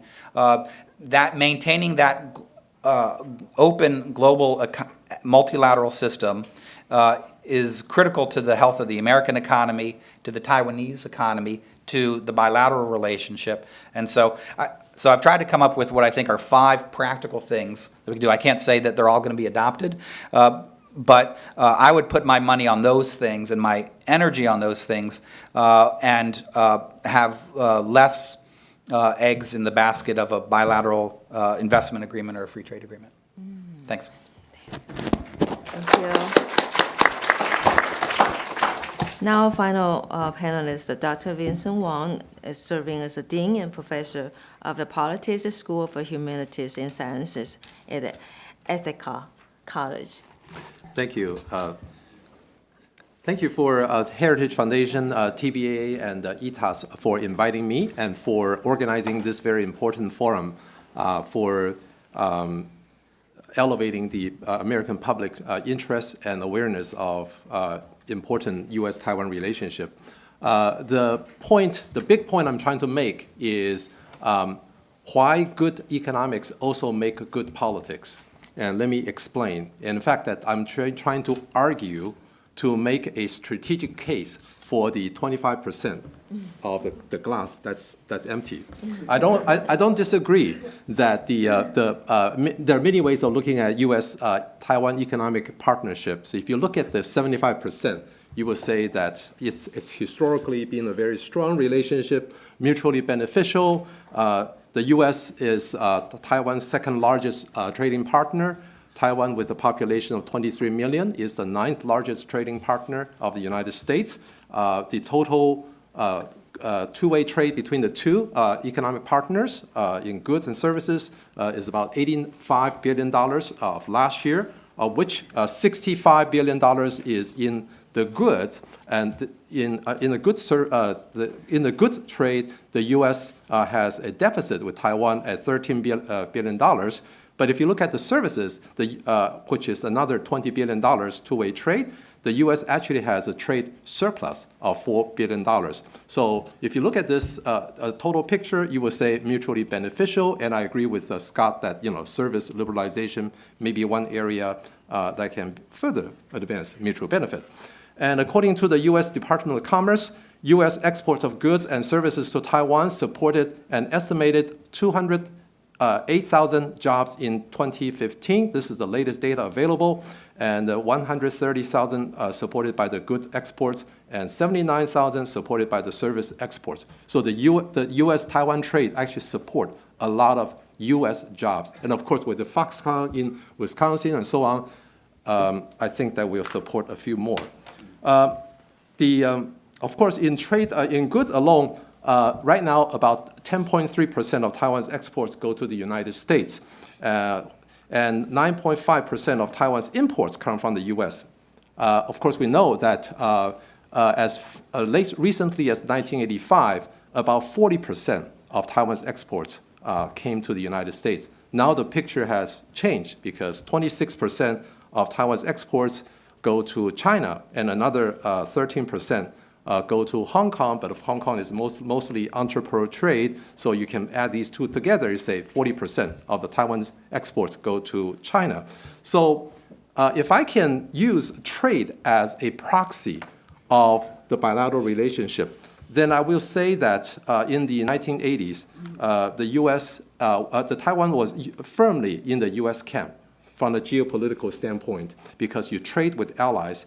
And of course, the U.S. was very instrumental and very helpful for Taiwan's economic development from the import industrialization to export-led industrialization, the diffusion of technology, the transfer of highly skilled talents, and so on. For Taiwan, the reversal of the roles between the U.S. and China in the last 30 years as the most important economic partner represent China's economic ascendance regionally and globally, and America's relative declining economic influence to Asian nations. So this is a very important point because former President Obama reasserted the importance of pivot to Asia. And unfortunately, I think that when all is said and done, President Trump will rediscover the importance of Asia. But of course, one of the first things he did was to withdraw from the TPP, which, in my opinion, is a lost opportunity. But why do we see here? So on the surface, the relationship seems pretty good. But why we continue hearing about squabbles over the last 25%? For example, in the 1980s, it was the Super 301, Section 301, namely that the U.S. takes unilateral government action to pry open the markets of major trading partners enjoying trade surplus vis-a-vis the United States. Now the U.S. Treasury Department puts Taiwan among 6 other major trading partners on the so-called enhanced analysis. So a trading partner is put on the enhanced analysis if they enjoy a significant bilateral trade surplus with the U.S., defined as over $20 billion. Taiwan does not fit this because it's about $9 billion. A material current account surplus that is at least 3% of GDP. Taiwan does fit this, and I'll come back to this point in a moment. And then persistent one-sided intervention occurs when net purchases of foreign currency are conducted repeatedly and total over 2% of the GDP. Taiwan does not fit this. So in other words, of the 3 criteria the Treasury scrutinized, Taiwan fits 1. But of course, Taiwan is not the only trading nation that has very high current account surpluses. In fact, I will argue, but of course, usually people say that if you have a very large current account surplus, that is, you are suspicious. They're suspicious that you have a very high trade surplus and that your currency is undervalued. So let's examine if this is true. I think that Taiwan has some extenuating circumstances. For example, Taiwan's fiscal policy historically has been very conservative. And Taiwan, believe it or not, has actually seen a rising external debt. As of last year, Taiwan's external debt was $159 billion, making Taiwan's foreign debt the 37th largest in the world. Taiwan, of course, is not a member of the International Monetary Fund, so it has no recourse to IMF funds and so on.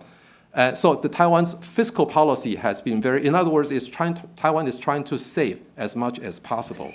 And of course, after democratization, the population in Taiwan wants distribution rather than saving. So all these contribute to a very large current account balance, but I think that gradually it will shift. Having said all this, and I will argue that it is very important to put the management of economic relations under a larger foreign policy and strategic lens. For example, US and Japan are very close allies, but in the 80s, all we heard is US-Japan was in a trade war, quote unquote. I mean, how can you allies be in wars and so on? Of course, it's a metaphor. And then, of course, now often all we hear about the US-Taiwan trade is that it's about beef. Of course, beef now is open. Now it's all about pork. But I think that this economic relationship has a lot more substance and strategic importance than simply pork or beef. I know that we are before dinner, but the larger point is that we need to conceptualize this economic relationship in broader strategic terms. In fact, I will argue that the US government may need to cut some slack for Taiwan. I agree that it is in everybody's benefit for Taiwan to become freer, to rise from 76.5 to 90. It's in Taiwan's self-interest to liberalize, to become a better candidate for regional integration or for multilateral trade. But consider this. I think that Taiwan is in a unique situation, and especially tough among America's trading partners. That even though China is the largest trading partner of many countries, but of all its trading partners, Taiwan is the one facing China's sovereignty claim and maybe security threat. And in fact, China is also diplomatically strangulating Taiwan's participation in international economic realm. So Taiwan actually faced a triple whammy, what I will call. Taiwan joined the World Trade Organization in 2002, which would have been fantastic as an economic United Nations for Taiwan. Unfortunately, the next year, the Doha round collapsed, so Taiwan did not benefit from multilateralism. How about regionalism? Well, regionalism in Asia-Pacific, the two most important movements currently are the TPP, the Trans-Pacific Partnership, which the US led until the Trump administration, and the RCEP, which is the Regional Comprehensive Economic Partnership, which many said was led by China, but in fact, it was actually led by ASEAN. Taiwan is not part of that. So Taiwan is also facing pressure, facing difficulty, benefiting from regionalism. And how about bilateralism? Bilateralism, here we're talking about the possibility of signing a free trade agreement. I hear a lot of people talk about the pros and cons and the feasibility of US-Taiwan free trade agreement. But consider this. I think that the case for signing a FTA with Taiwan should not be ruled out on either economic ground or on security ground. Economically, one can argue that Taiwan presents a more attractive case than most of the trading partners that already have free trade agreement with the US, except maybe South Korea. For example, in the aftermath of 9/11, the United States signed FTAs with Jordan, Bahrain, Oman, Israel, and Colombia. I don't think any one of these will be economically more important than Taiwan. And in fact, that if Taiwan could be a member of the TPP 12 or 11, Taiwan would instantaneously become the 6th largest member in the TPP. So I think that on economic ground, obviously, and Scott is also right that when you have an FTA, you engage in very specific negotiations. So certain sectors of the U.S. will benefit, particularly the service areas. In fact, many years ago, both the Peterson Institute and the Government Account Officer, they estimated that there will be a small net benefits to the U.S. Now, on the security realm, I think that signing the FTA also makes sense because this will actually help overcome or offset some of the triple whammy I just talked about, the particular diplomatic isolation and security threat for Taiwan as a major economic player on the world stage, and that it will also possibly prevent the further gravitation of the Taiwanese economy toward mainland China. So think about this, that in the 80s, Taiwan's economy was oriented toward the east, which means the United States. And with China's opening to the outside world and economic ascendance, and in the 90s and the 2000s, the Taiwanese economy was oriented toward the west. But then with the election last year, the Taiwanese have actually noticed that too much economic dependence on China actually poses security threat. So now it's trying to orient toward the south, the new southbound policy. I agree that the new southbound policy has a lot of potential, but I think at the same time that the reorientation toward the east, namely the United States, should not be a rule out also. That's why I'm making a strategic case for strengthening U.S.-Taiwan economic relationship. Thank you.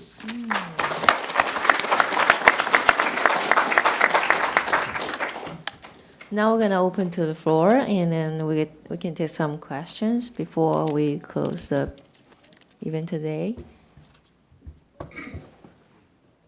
No, if I could quickly make a point. I just kind of like a quick thing. I don't believe Taiwan should limit itself to just meeting 90 points in our index. It can strive 100. much further. There's 10 more points above that, so food for thought.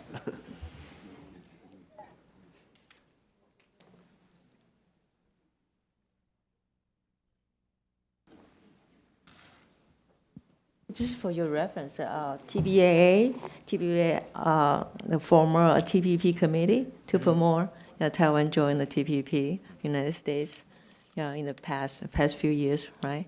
Yeah.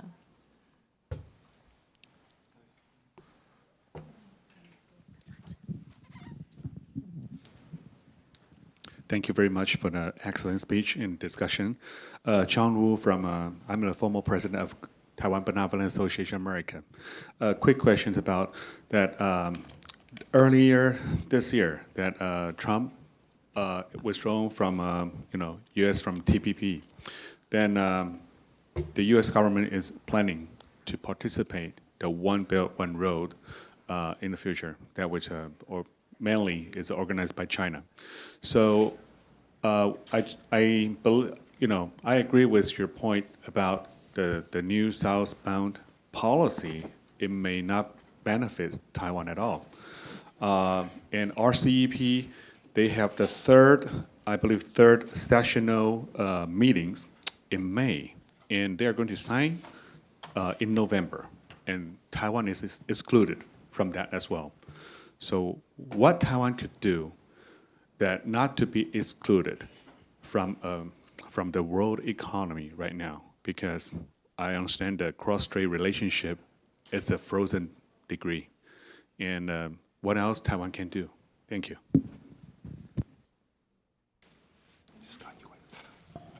You can take first. Sure. Well, I think despite the diplomatic or political isolation, Taiwan's economy is on the heavily integrated in the global economy.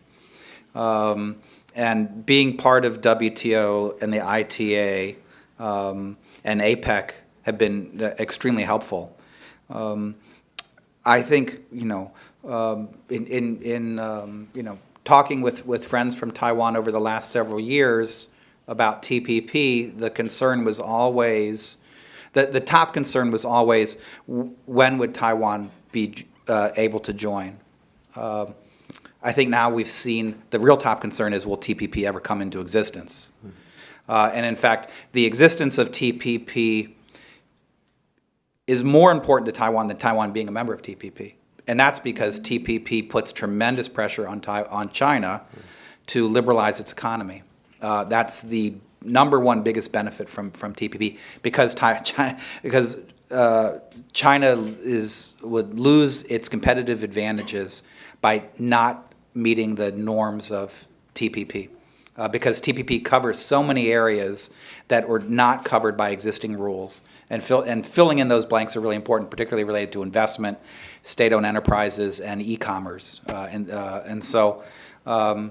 So I think the number one goal is to figure out how to keep TPP alive, whether it's with the current 11, and then hopefully at some point down the road, the U.S. will regain interest. And then hopefully, maybe not in the next 3.5 years, but in 3 years and 7 months perhaps, and then maybe, and then creating an opportunity for Taiwan to join. So on RCEP, I wouldn't worry about RCEP. Even if it's signed and adopted, it is such a thin, superficial agreement that doesn't touch upon a lot of key areas that are important for Taiwan. I don't think Taiwan not being a member is going to have significant impact.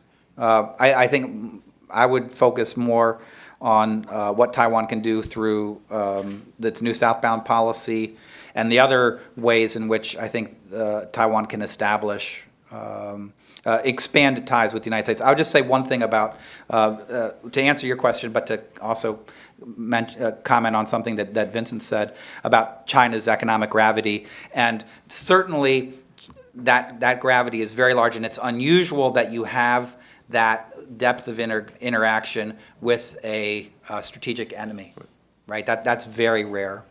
But I think there's no escaping that gravity.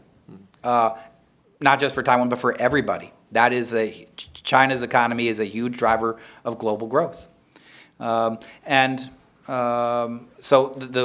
you have to figure out how to, so the strategic choice is to figure out not how to escape that gravity, but how to limit the risks from that gravity. How to make it so that the downsides of it in the near term and the short term are limited to some extent, but you can't entirely escape it. It's too big, too important, too large of opportunities. That's why so many Taiwanese companies are in China, how many American companies are in China. It's why everyone is, making deals with their soul on a whole bunch of issues because of the size of that economy. And so it puts everyone in a precarious position that we're rarely in. So I had to figure out how we limit the risks to that gravity, even though escaping it seems to be an impossibility. So maybe I can pick up Scott's point. I agree. I think that if many U.S. trade allies, including the United States, face this problem of China's gravity and trying to manage this collective problem, then perhaps the U.S. It will be very helpful for the U.S. government to see that maintaining Taiwan's economic strength and independence is actually in the U.S. interest. I mean, actually bolster the U.S. position in the Asia Pacific. So that's just the point. I'm trying to make about the larger point of, I think sometimes the U.S. government, the U.S. International Trade Commission or USTR, they are doing their job by focusing on, say, sector openness, trade deficit, and liberalization, and so I think all this is great. But sometimes we focus too much on the trees and forget about the forest. I'm just trying to make a point about seeing the larger picture. Sort of to look at the what to do, I think, aspect. actually sort of stepping that aside, I mean, I believe that the southbound policy and engagement, both with, or eastbound policy, they're both, they have merits in their own. But I mean, if we could foresee the future, we would all be millionaires. So if I could predict sort of the growth or decline in growth for Chinese economy and the impact that will have relative to the growth of South and Southeast Asian economies and what that will play for Taiwan, I would be a billionaire, however much you want to give me, that kind of thing. So as China's economy begins to slow in growth, while the Southeast Asian economies grow themselves, and if China sort of maintains this restriction on market access, political restrictions, or tie of political and economic considerations, while these new and emerging economies sort of find their own voice, it'll, in my opinion, I think they'll probably lean more toward Taiwan, who has shown themselves to be sort of like a beacon of growth in Asia for both free market principles and a democracy. Yeah. So I'd like to just add one point on the new southbound policy. I think due to the geographical proximity and cultural closeness and so on, Taiwan should have done this a long time ago. And I wish this policy well. I hope that it will be implemented not in a very instrumental way. For example, if you ask most Taiwanese students what foreign language they would like to learn, the first choice would not be Vietnamese or Indonesian, right? And then, but if you look at the demographics, that there are many new immigrants in Taiwan, and 1 in 4 children in Taiwan have a mother who is not Taiwanese, and so on. So the society is actually changing. So the point I'm making is that it should have been done a long time ago, and it's a very natural thing to know your neighbor better. Now, as to your question of what Taiwan can do, I think Taiwan should do everything. Taiwan should liberalize its economy, unilateralism, to make itself more attractive, and maybe make more, on this pork issue, really engage the USTR on the scientific resolution on this. Taiwan should continue pursuing regional integration opportunities. In fact, in that regard, I think that sometimes there's a snowball effect. Taiwan should continue pursuing a free trade agreement with major trading partners such as U.S. And I think that if the U.S. is willing to do that, it will have a snowball effect. And Taiwan should continue to play a constructive role in several multilateral forums that it is a member of, such as APEC, WTO, and so on. So I think I'm cautiously optimistic about the economic future of Taiwan. It is, in a sense, very integrated in the world economy, despite its formal diplomatic isolation. Thank you. Oh, we can take the last question. Okay. Yeah. Okay, good afternoon, the Toastmaster and the professors and the respected attendees. Before 10 years, I had worked in Taiwan electronic companies, ECS, Elite Computing System. And as well known, during the past 10 years, the IT brands like Huawei, maybe Xiaomi, they grew up in China market. But for most people, as me, that born in 1980s, in our memory, most Taiwan brands like maybe HTC, Acer, Asus, made in Taiwan is the guarantee of quality. Mm-hmm. And it's very good memory, but we feel very disappointed that we cannot see many Taiwan brands and products day by day. So today, I really want to say, comparing with the brands in Japan or Korea, we still very prefer the Taiwan made. Just as all of you may know, most mainland people go to Japan to buy the electric cooker. But we know do you know the brand Datong? Yeah, Datong electric cookers can use more than 20 years. So today I have the question that how can we do to cooperate, to promote, to recover the blooming market of Taiwan brand? Thank you. Any comment?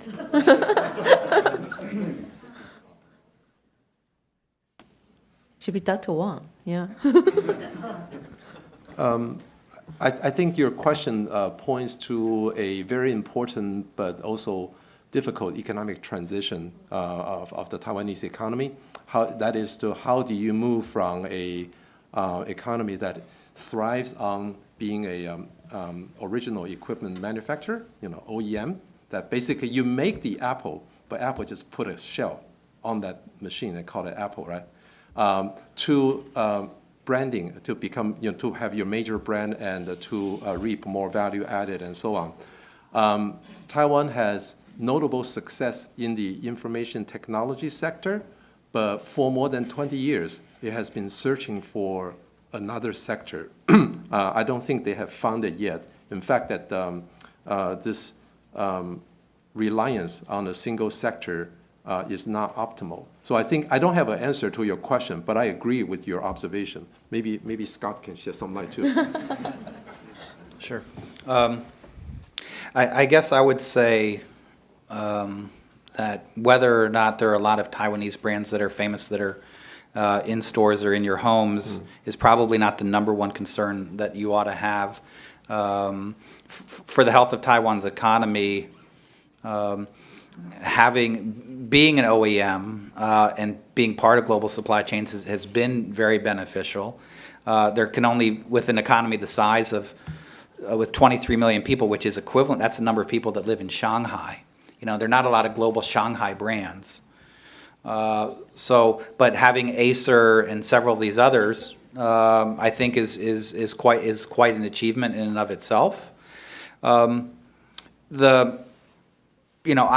I was looking, I know that the President Tsai has put forward several new industries to focus on, and for me, the life sciences and healthcare seem like a natural for Taiwan, and I think that's because of how excellent Taiwan's healthcare system is relative to the rest of the world. And so having such a high-quality healthcare system provides the opportunity to have a home market to test a lot of these things, and also having the engagement with China. You can do a lot of preclinical trials with Chinese companies, strong IP rights, although I guess they could be stronger.